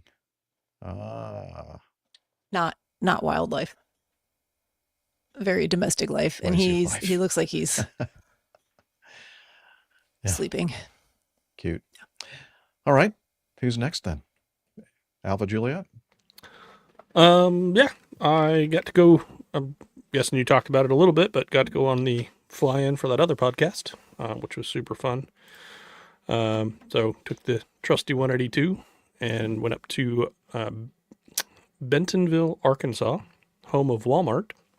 They have a very nice example of a Walmart, which was pretty cool. It was a nice flight over there, except for I saw a 49 knot headwind directly on the nose most of the way from Atlanta to Arkansas. So that was unpleasant. And that was at about 4,000 feet. Going up, it got worse and worse and worse. So yeah, we kind of just hugged the ground all the way over there. But What's really, your effective ground speed then with that 49 knot? the lowest I saw at any point was 89 knots. Ooh. Yeah. A term I learned in the military is suboptimal. Suboptimal. Yeah. But it was a Took you great while flight. Got to take some good friends with me. So one of which is I haven't seen him in the chat tonight, but he's often in our chat in the back left in that picture, but he's the back right seat of the airplane. So Chuck is often in our chat. His cat is your biggest fan. You might remember. Yes. Yeah, had a great flight. This airport that we went to, Thaden Field, Bentonville, Arkansas, amazing airport. I think it's possibly the most amazing general aviation airport that I've ever been to. And actually, I'd expand that to most airports that I've ever been to. They have a roundabout for airplanes. It was the most ingenious thing I've ever seen. They can pack so many airplanes onto the ramp with such a small actual footprint. Really, really cool. And I'm of course curious, are those guys like grading landings? Are they holding up? There you go. Yes, we are. So this, I don't know if you can see it, but this airplane right here, this Carbon Cub that's coming in, is a friend of ours, one of our group. He has recently gotten that airplane, and he told a kind of a funny story that on the way over, he's very, very experienced pilot, but very new to this airplane. And he flew most of the way over with what he thought was a trim malfunction or runaway trim. Was having some issues with the trim system, and it turns out that there is a control switch that selects the rear seat or the front seat for trim, or which stick has the control. So he flew most of the way over there with his arms wrapped around the stick, just and then somebody, I don't remember how it happened, if he texted somebody or called with his Bluetooth phone or whatever, Bluetooth to his headset or something, but somehow he got the advice. He said, check the trim priority switch. And he looks up and he goes, the what? Oh. Oh, that. Yeah, so we all got a good laugh out of that. But amazing turnout. I think we had just short or just over 40 airplanes fly in from good range of places. I'd say Wisconsin to South Texas to Florida. We had somebody come from Pompano Beach in a Comanche, which is a reasonably fast GA airplane, and it still took them, I think, 11 hours, something like that total. Wow. Yeah, long flight, but really, really amazing time. Got to have a wings credit seminar during the weekend from a very good CFI. Talked about pre-flights and things like that. I wasn't done with that yet. There's more. Then, so I was talking about this airport. The other cool thing about this airport is that it's on Lake Bentonville, which is Lake Benton, I think. It's not a huge lake, but that's the patio right here where it says Cafe Louise. It's Louise Thaden Field. So there's a restaurant in the bottom of the FBO. You can go up and sit on the patio, and they have a little QR code that you scan, and they'll bring your food and bring your drinks and stuff up to you. Awesome. Nice. But then you can go fishing in the lake or kayaking. And this is the lake, this is the roundabout, and right over here is the runway. So the runway actually extends out into the lake that you could kayak on. It was a very interesting situation they had going, but it's an amazing place, and in the middle of a small town in Arkansas. So it was kind of surprising. Another cool thing, and I didn't get very many pictures of it, but Game Aerospace is also located on this airport. So they make the Game Bird. It's a new aerobatic. Think like an Extra 300 or the Edge 540 type aircraft. So you see them in a lot of air show acts and things like that. And it's a relatively new company. They're completely carbon fiber. We got to tour their whole facility and how they make the fuselage. They make the entire airplane on this airport. Really, really neat to get to go through that. And so they were flying them every day, doing instruction for new owners or just doing cool stuff with them. And so they were coming in and out all day long. It's like a air show all the time. Yeah, they had this neat little kind of retro airline flight sign, with the flight times back in the day, and they had it all flipped over to welcome us there. It was cool. And they got to do a little scenic flying. I don't know if any of you guys have spent much time in the Ozarks, but there is some absolutely gorgeous flying up there. Just absolutely beautiful. The lakes, tons of these tiny little airports, little 2,000, 2,500 foot, 3,000 foot strips up in the hills and stuff. Had an absolute blast. Went out on Saturday night or Saturday evening just before sunset, and then went up to this little airport called Carroll County. And I just thought this was a really cool picture because we just lined up on the runway, and you can see the Ozarks in the background, kind of starting to get covered by the haze and the fog. Absolutely gorgeous. And then this was our flight home. Got a little cloudier on the way home on Sunday morning. We were kind of racing ahead of that front that came through earlier this week. And as the crew noticed, we're all still in the airplane, headed back home. And then Steven managed to get a video of me landing that Saturday night coming back, and it was a little bit gusty. I was pretty happy with it. But if you listen close, you might hear somebody say something. We won't hear it. Oh, you won't hear it? Okay.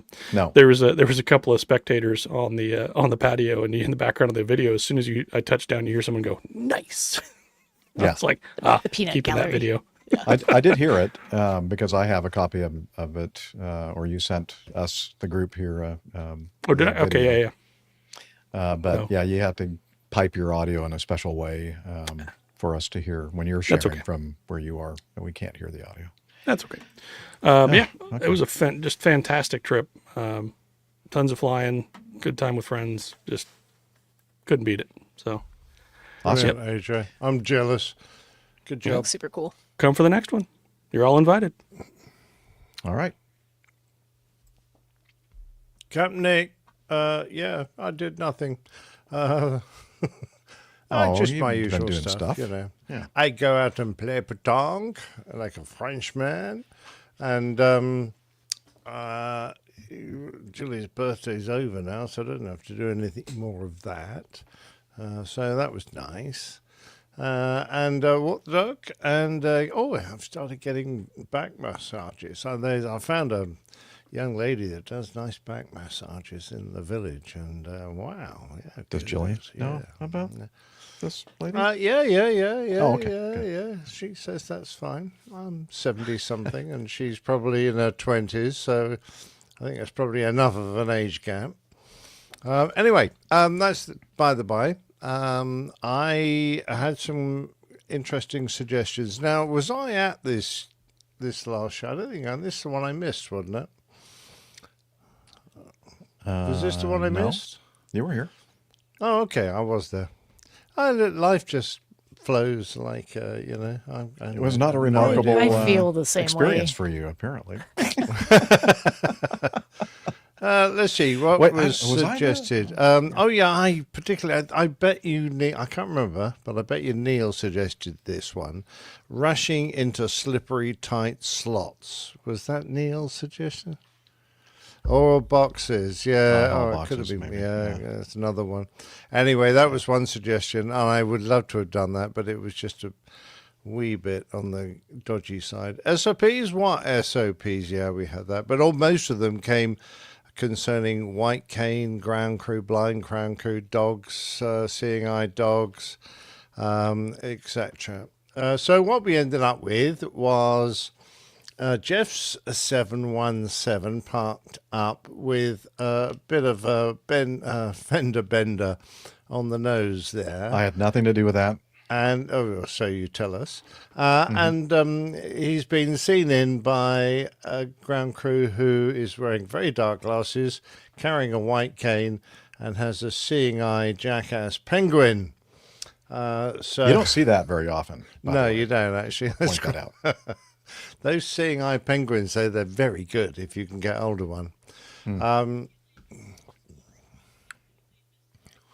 You think it might have been, Liz, that they missed the radome on the walk around. So, yeah, we're going to see that in close up in a minute. But Jeff's in the cockpit, and he's obviously rehydrating after a long dry flight. And the title was What the Eye Doesn't See, and I have put that in a vaguely biblical. It's a biblical quotation, that, what the eye doesn't see. So eye has not seen, ear has not heard what God has ready. Okay, go ahead. There you go. Very impressive. So we have the close-ups now because the jackass is a guide jackass, and there on his label behind him, the handle, you've got the show number, right there on 699. Liz is circling the pecker. There you go. Well, of the indeedy. jackass.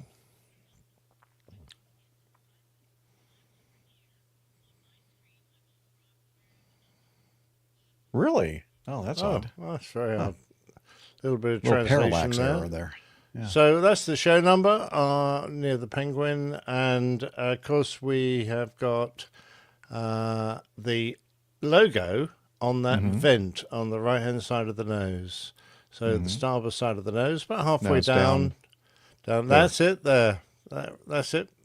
So it's overlaying that vent. I have no idea what that vent is. It looks very dirty. And then we have Jeff rehydrating with a bottle of, I think that's Sapphire gin. It is, because it's from our tour of the Bombay Sapphire right. Yeah, distillery. you hung on to it all that back. time. Isn't that amazing? Yeah, It's lasted a long time, refilling that it bottle. with cheap gin. You're obviously sucking the last out of it. Yeah. Absolutely. So that was my efforts last time. Love it. This week's going to be kind of easy, really, isn't it? Because 700's a simple one. Easy's good. Yeah, we like it. All right. Beautiful. Let's do that. Johnny, how much more coffee? No thanks. I love coffee. I love tea. I love the APG community. Coffee and tea and the Java and me. A cup. Oh yeah, Taco and Truman. They need to join me in the singing of the Coffee Fund jingle. All right, so Coffee Fund is your way to support the show financially if you desire. And as we always say, this is a free show. We don't charge anything for it. We don't have commercial advertising or anything. We're supported entirely by our listeners. And so if you want to join this great group of folks that contribute to our show, please go to our website, airlinepilotguy.com/coffee. All right, so we have a couple different ways to do it. One is the Coffee Fund Classic method, and since the last episode, we have Mazuz Karim and Richard Adams both gave us some nice, generous contributions. Anniversary, 700th. In fact, Mazuz sent a little message in, happy 700th, and he gave us 10 cents per episode, so do the math there. Thank you very much for that. And thank you, Richard Adams, also for sending us a little extra for the celebration. And we also have Patreon. We're on Patreon. You can become a patron of the show. And I just wanted to mention that I'm not sure if I remembered to do this or not, but yeah, go back to that one. Chuck Kelleher, one of the gentlemen in the back of the airplane that Alpha Juliet was flying to the, Bentonville. He started off as a producer and now is an executive producer. And I'm not sure if I mentioned that. It's been a couple of weeks now. Maybe I did, maybe I didn't. I don't remember. But just in case, I went ahead and made a slide for Chuck. So thank you, Chuck, for that, for upgrading your tier. And if you're interested at all in contributing to our show, please do head over to airlinepilotguy.com/coffee. Well, you'll be glad you did, and we will too. Ding. I mean, my teeth are nothing like the beautiful teeth of Dr. Steph there. Look at that. Oh, wow. Wow. Ow. I know, it's like so bright. Eyes. Give me sunglasses. Sorry. Well, why don't you have your sunglasses? I don't know. I don't know, because they're in my RVS. Yeah. AJ's prepared. Oh, look. Well, shoot. I guess I'm the only one that doesn't always have to have your sunglasses. What the Yeah, heck that's a is little that? little much. You don't need the solar eclipse glasses for my. That's what you need for Steph's teeth. That's going to magnify it, Jeff. Be careful. All right. And we need to do some feedback. And let's see. Any particular order, Miss Liz? Yeah, let's do that, because I want to make sure we get this one done for sure, because this person is in our live audience. So let me play the feedback bumper.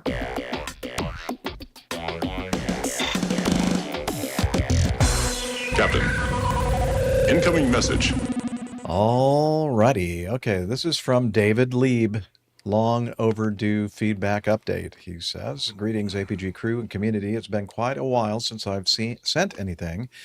Okay, let me try this again. It's been quite a while since I've sent anything in or even caught up in person, as I've unfortunately missed some of the recent meetups. I would have loved to have been in New York City and even LA, but alas, it just wasn't in the cards. There's a lot going on in my life, and I've been very busy, music and otherwise. Don't worry, it's all good stuff. More on that later. I'm still a few episodes behind, so pardon me for referencing items that were discussed quite some time ago. First, let's go back to APG 690, the Atari Ferrari. I was pleasantly surprised to hear my name mentioned during the Coffee Fund segment, but then shocked at what followed. Jeff announced that I had increased my Patreon contribution and was now an assistant senior executive producer. Well, as much as I appreciated the shout out, I was stunned because I made no change to my Patreon. I checked my account just to be sure everything was kosher, and I realized what the issue was. A couple of months ago, I was notified that my payment didn't go through due to an expired card. I had to change my payment method. When I did that, it must have alerted you to my contribution, making it look like I increased my level. I'm happy to say nothing has changed in the last 4 years, as I've actually been an assistant senior executive producer since February 12th of 2022. Wow. Thank you, David. Yeah, it's been so long, I'd forgotten that.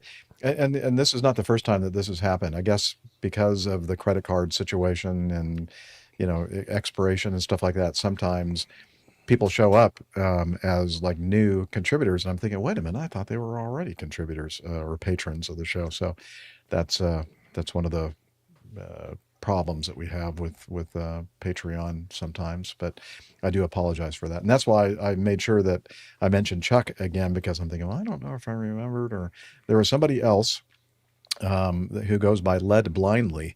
I think the same thing happened with him or her. They showed up as a new patron of the show, and I looked and I went, no, they've been a patron of the show since 2019. So that happens. So thank you, David, and I'm glad I mentioned you anyway. Got your attention, right? And got you to send in some feedback. All right, so now, according to the unofficial law of APG, it's my admonition, right? My caveat for contributing to the show. I probably shouldn't be making any contributions at all, although I will continue to do so. And I'm thinking, oh my gosh, does he not have enough money for shelter and food and clothing? Oh no, what's happened in David's life? Well, not yet. No, it's flying lessons. Think about it. What's the number one reason why you tell people not to send money? Drum roll, please. Oh, come on, drum roll. You're supposed to play immediately and you're not working. Dang it. Okay, hang on. Just a momentary pause while I get the drum roll over here then. Okay, there's the drum roll. That's right. For quite some time now, I've been a student pilot. Yay. Woohoo. Well done. Excellent. Awesome. I'm doing my training at a small airport near my house, Kilo Golf Hotel Golf in Marshfield, Massachusetts, flying the Piper PA-28161, aka the Warrior. This field is on the south side or south shore of Massachusetts, just a little north of Plymouth. I know Captain Dana is very familiar with this area, as I believe he did some of his early training nearby and is a native of the area as well. It's been a long and arduous journey so far. I'll elaborate more on that another time. I don't want to take up too much time here, but I realized I hadn't shared this news yet. I'm over 30 hours in, and it took quite a while, but I did recently solo. Again, another round of applause. Fantastic. That's a big thing job. in the world of. How much better did the airplane fly without your instructor in it? So much better. Or just how much differently, and were you prepared for that? Because my instructor was not, or my first instructor was not anywhere near the same size as me, so I was a little surprised, to be honest. Yeah, Dana said that's where he took his first flight at Kilo Golf Hotel Golf Marshfield. Wow. Okay. He said, so going back to David Lieb's solo, however, it was at sunset and I only got a couple of laps in. We were racing against the clock, but I'm so glad it happened that day. Between the unpredictable weather up here and switching instructors a couple of times, I'm definitely not as far along as you think I would be, but I'm enjoying the journey, and that's what matters. Damn right. Mm-hmm. As we get into spring, hopefully I'll have the opportunity to fly at least a couple of times per week instead of once every 2 to 3 weeks. I'm looking forward to more solo flights and my upcoming cross-country trips. I've always wanted to do this, and Jeff, I remember I've told you I made a couple of attempts previously, but it never worked out. I'm sticking to it now, and we'll send more updates specific to this in the near future. Oh, we look forward to that, David. I'm including a couple of photos from my first solo day, the sunset pic of me I took when I leveled off on Crosswind, and it's now my Facebook profile picture. Why don't you show that again, Liz, if you don't mind? The sunset pic. The sunset? Yeah. He was right after he leveled off on Crosswind. And then moving on, the next item is from 692 Wheel of Fortune. I just wanted to comment on Dr. Steph's trip to Savannah and congratulate her on qualifying for the Boston Marathon. Yay. Thank you.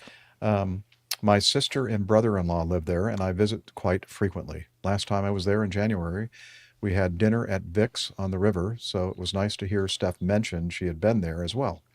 Just looking at the pictures, I knew exactly where she was, but felt bad about all the rain. Steph, it was a rainy day. It's Boston. What do you expect? We made the best of it. No, it was Savannah, Georgia. But Steph, I hope you get back there another time when the weather is more pleasant. It's an absolutely beautiful area, and I encourage anyone to pay a visit if they haven't already. She mentioned flying first class on the E-175 for that short flight to Hilton Head. I wind up on that aircraft quite frequently, traveling not only to LaGuardia and Newark, but also further to Nashville and Charlotte. I always try to be in a single seat on the left side. Usually I'm in 1A or 2A. For those of you who don't know, I'm based in the Boston area, but travel to those locations quite often for my music work and social visits. It's funny how often I wind up in first class on those planes. It's become a way of life for me lately. I have platinum status with Delta again this year, so life is good in the travel department. Yeah. Nice. Fancy. Yeah, that status. Yeah. Looks like we're at APG 700 now, as episode 699 was recently dropped in my inbox. Congrats on another milestone.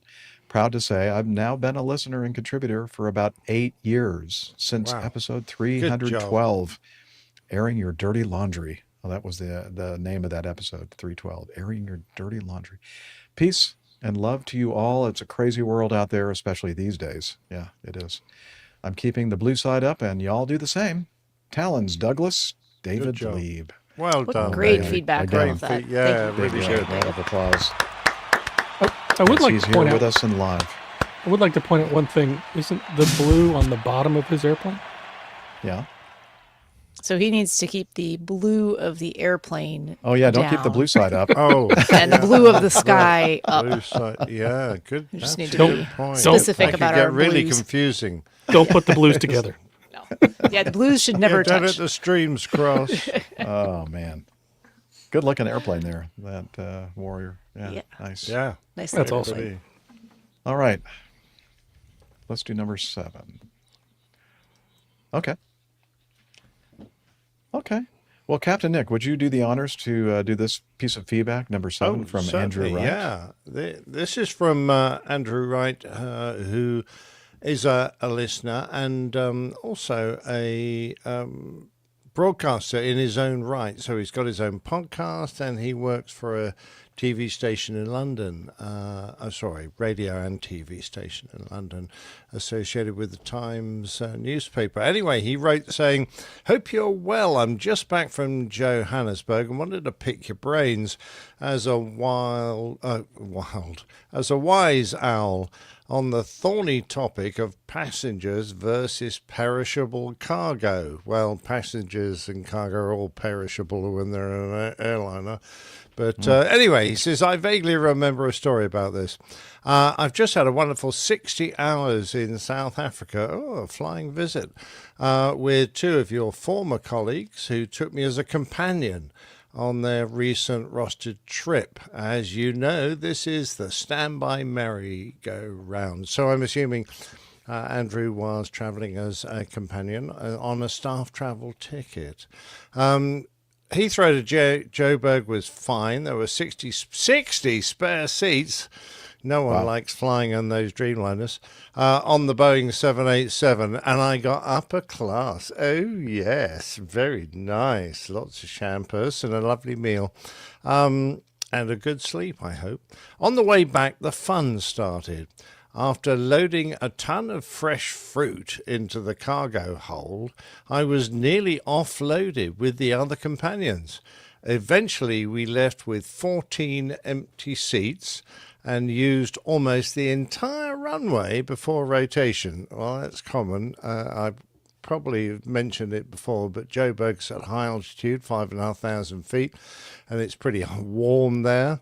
So those two combined means the engines don't work quite as efficiently as they would do at lower altitude, so you need a longer runway and a longer takeoff run. Anyway, I'm guessing this is all to do with the maximum takeoff weight. It was a Dreamliner 787, so he says 227 tons. I haven't checked him up on that, but that's fine. Along with the weight and balance, temperature and runway length, yep, very good, which I read was 14,000 feet at Joburg. Yeah, it's extra long. One of their runways in particular is extra long just for that reason. The captain hinted that there had been a move around to accommodate the cargo and the companions. But I'd love to hear your insight on how this is achieved. Thanks in advance. With kind regards, Andrew. So Andrew wanted to know how he got on when, in theory, they had too much cargo, I think, and the cargo was perishable. And they didn't. The reason that is important is because you don't really leave perishable cargo behind, because you're contracted to fly with cargo. If you leave something that, yeah, exactly, something. By the time you go back to get it, it's going to be kind of because we only do one a day to Joburg, and by the time you get that to that cargo on the next flight, it's going to be all smelly and horrible, moldy. Yeah, exactly. So that's why it's usually quite expensive sometimes to move perishable cargo, but it obviously has priority. I responded and hopefully explained exactly what's going on.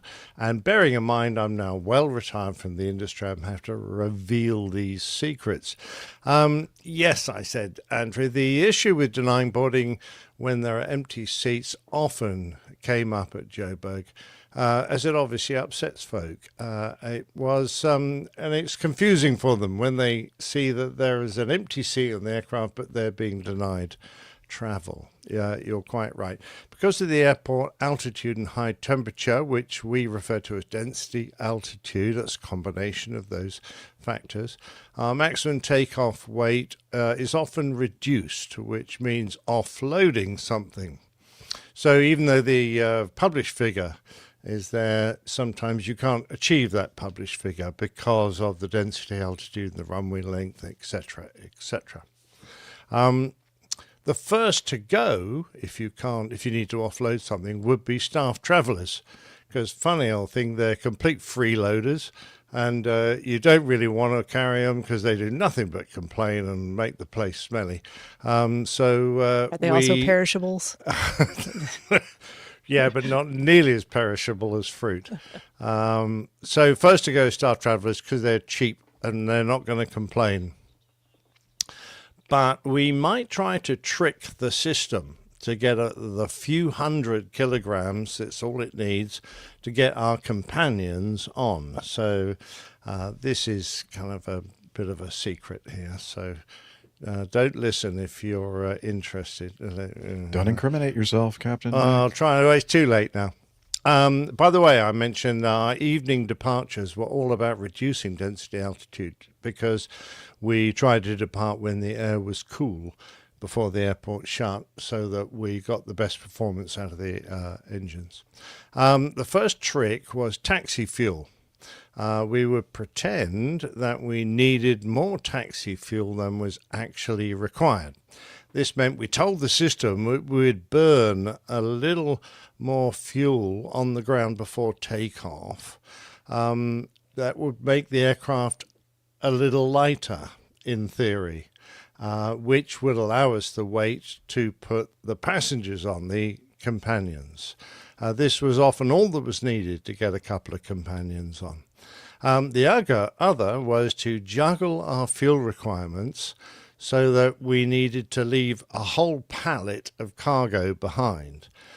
Pallets could weigh, a couple of tons. And if we took just enough fuel on board to prevent a pallet from being loaded, because that would have exceeded the max takeoff weight, we could create an underload that would allow the staff passengers to get on. See how sneaky we were? We're very sneaky people. Both these issues needed a friendly traffic officer who'd let it all go rather than finding little lumps of cargo to slip into the bulk cargo hold at the back end and fill up that underload. So, you needed to be nice to the staff as well at Jobo, but they always knew that one day they would need to take perhaps advantage of this system to get on a flight. Anyway, most great, but the old one liked to try and force the issue. So with that in mind, I'm glad you enjoyed your flight home. I'm glad you didn't get offloaded. I always, when I took my family down there, made sure that I had a few spare tickets, usually a 90%, big discount with British Airways, just in case they could take us, because their flights were just after ours. And if necessary, we would have to wait an extra day and try again on the next flight.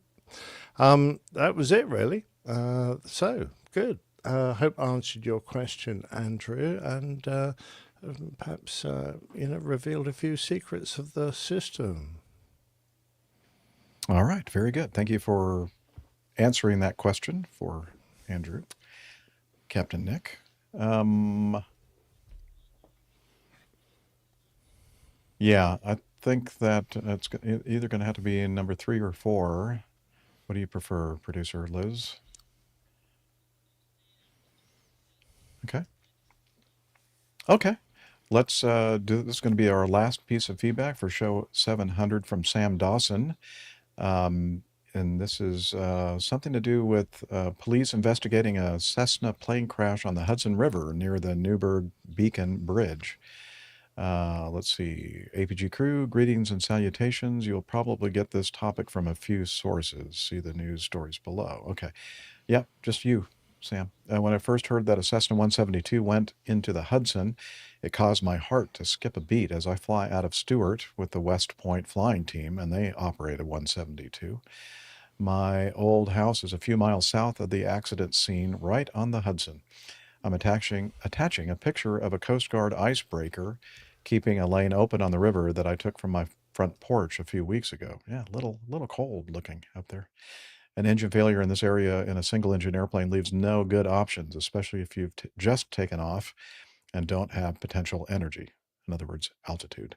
I've also attached a screenshot of the area. Left middle is Stewart, K Sierra Whiskey Foxtrot, Stewart Field. The right top is the Newburgh Bridge. The Hudson in this area is an estuary. At times you can see the ice flowing upstream with the incoming tide because the water is brackish and the recent mild weather, the river ice would not be solid. Yet the surrounding area leaves no good options. Yeah, it's very steep terrain in that area. This part of New York resembles the Scottish Highlands, but the Hudson Valley is more forested. So you're either looking at putting it down in rugged, steep woodlands, the city of Newburgh, or the Hudson. None are great options. The CFI did a great job putting the airplane down, and they're lucky that there was some ice, so they didn't have to swim the entire way. What did they float it in on an iceberg or something? Well, I mean, that would have taken a while, I think. But maybe...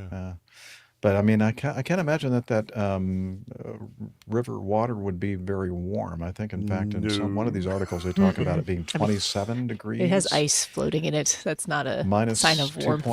Back in my law enforcement days, we called that a clue. Yeah, the clue. Yeah. Well, very clever of you.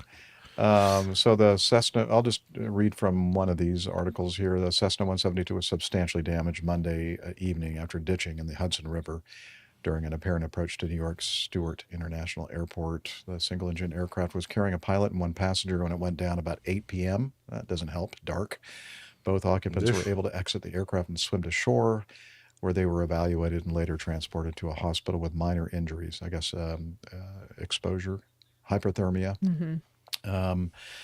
Let's see, the aircraft, a 1978 Cessna 172N, which appears to be owned by a flight school, departed Long Island MacArthur Airport in Ronkonkoma? Is that how you say that?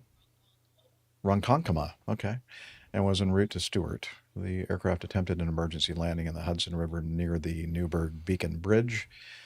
The occupants were able to safely extricate themselves and swim to shore. The passengers were evaluated by the town of Newburgh Emergency Medical Services on scene before being transported to the hospital.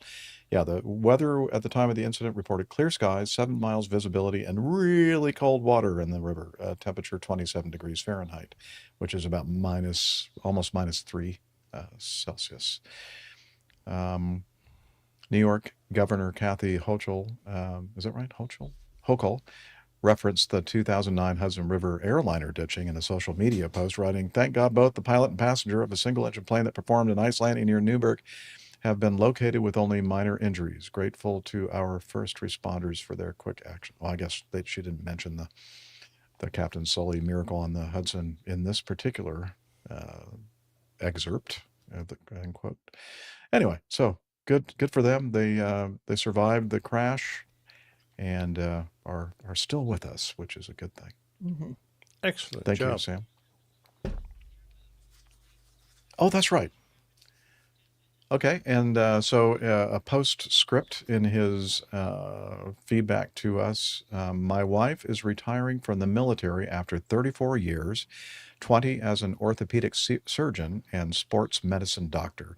She now transitions to civilian practice, and as I'm sure Dr. Steph knows, this will be a new challenge as she learns the civilian way. I can think of a few challenges, but it sounds like she will excel, having had such a lengthy and successful career already. Very good. Yeah, she can't order the patients around quite as much. Exactly. Sometimes she may find a little bit less eagerness for compliance, I would say. All right. Well, that's going to do it for episode 700. It's time to wrap everything up. As always, we like to point you to our website, airlinepilotguy.com, where, as you know, you'll find information about the crew and the community and the calendars there. We have a special page just for the old pilots' plane tales. We also have a library. 2 new ones are in the system, by the way. Thank you for those. Oh, okay, They're not cool. new. They're I've just published them, so they've been around for a little while. Yep, all the this current with plane tales. Yeah. Just a reminder that also on that page you can find out information how you can subscribe to the Old Pilots Plane Tales as a separate feed if you'd like. Let's see what else we have. Merchandise and so much more. Please check out our website, airlinepilotguy.com. And we're also on social media, or what I like to call the social meds. So Dr. Steph, yes, please. Yeah. You can, as always, head over to one of these sites to interact more with us and the community. We're on Facebook, so facebook.com/airlinepilotguy, or you can choose X. We're at APG Crew.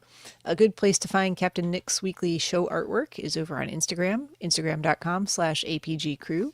And to find these live video recordings of the show or to join in the live chat as we record the show, that's on YouTube, youtube.com/airlinepilotguy. And I know Hillel's been around, kind of. Is he there today? Oh, of course. I mean, he would not slacking miss on his an Slack. episode, so he's here, even for the 700s, right? Hello? You want to tell us about Slack? Okay, but I'm dripping wet. Come on over here. You know, you'd think after all these episodes he would figure out a way to not be dripping wet, but no, you'd be wrong. So please tell us all about Slack, sir. APG listeners, please join us on our Slack team. Slack is a communication, coordination, and sharing platform that works on your mobile, laptop, or browser. On Slack, we share news and ideas. We suggest episode and Plain Tales topics. We plan events and meetups. To get into the Slack team, please email me at Slack at airlinepilotguy.com. That's SLACK, Sierra Lima Alpha Charlie Kilo at airlinepilotguy.com. Or send me a tweet with your preferred email address to @Hillel, and I'll send you an invitation. That's Hillel, spelled Hotel India 11 Echo 1, and see you in Slack.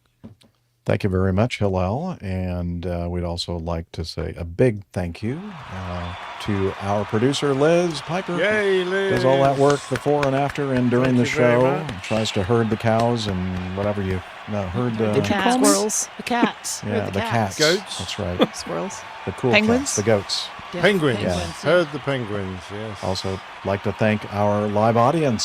So many great people in there, You're the best. and some others too. No, I'm just kidding. You're all great people. Thank you so much for being a part of this. And yeah, so 700. Wow. Yeah, 16 inches. 700. Oh, okay. Very impressive. Yeah, Wow. That's a lot. it is. It's a lot. It's a lot. That's a lot of episodes for sure. So thank you so much, everyone listening and here with us live on this show recording today. You guys mean so much to me, and I'm glad you're here to be able to celebrate this with us. And I guess we'll just sign off by saying, as we always do, or I like to say, wishing you clear skies, unlimited visibility, and tailwinds, or talons, Douglas. Cheers, y'all. Ta-ta for now. You're welcome. See you next time on 701. Wow. 701. Was there ever a 701. Boeing 701? Maybe it was a prototype. There was a 707. Yeah, but that was Dash 8 was the Was there 007? prototype of that. 007. Yeah, possibly. Neil wants to know if the pilot gets a special tie for going down in the icy river.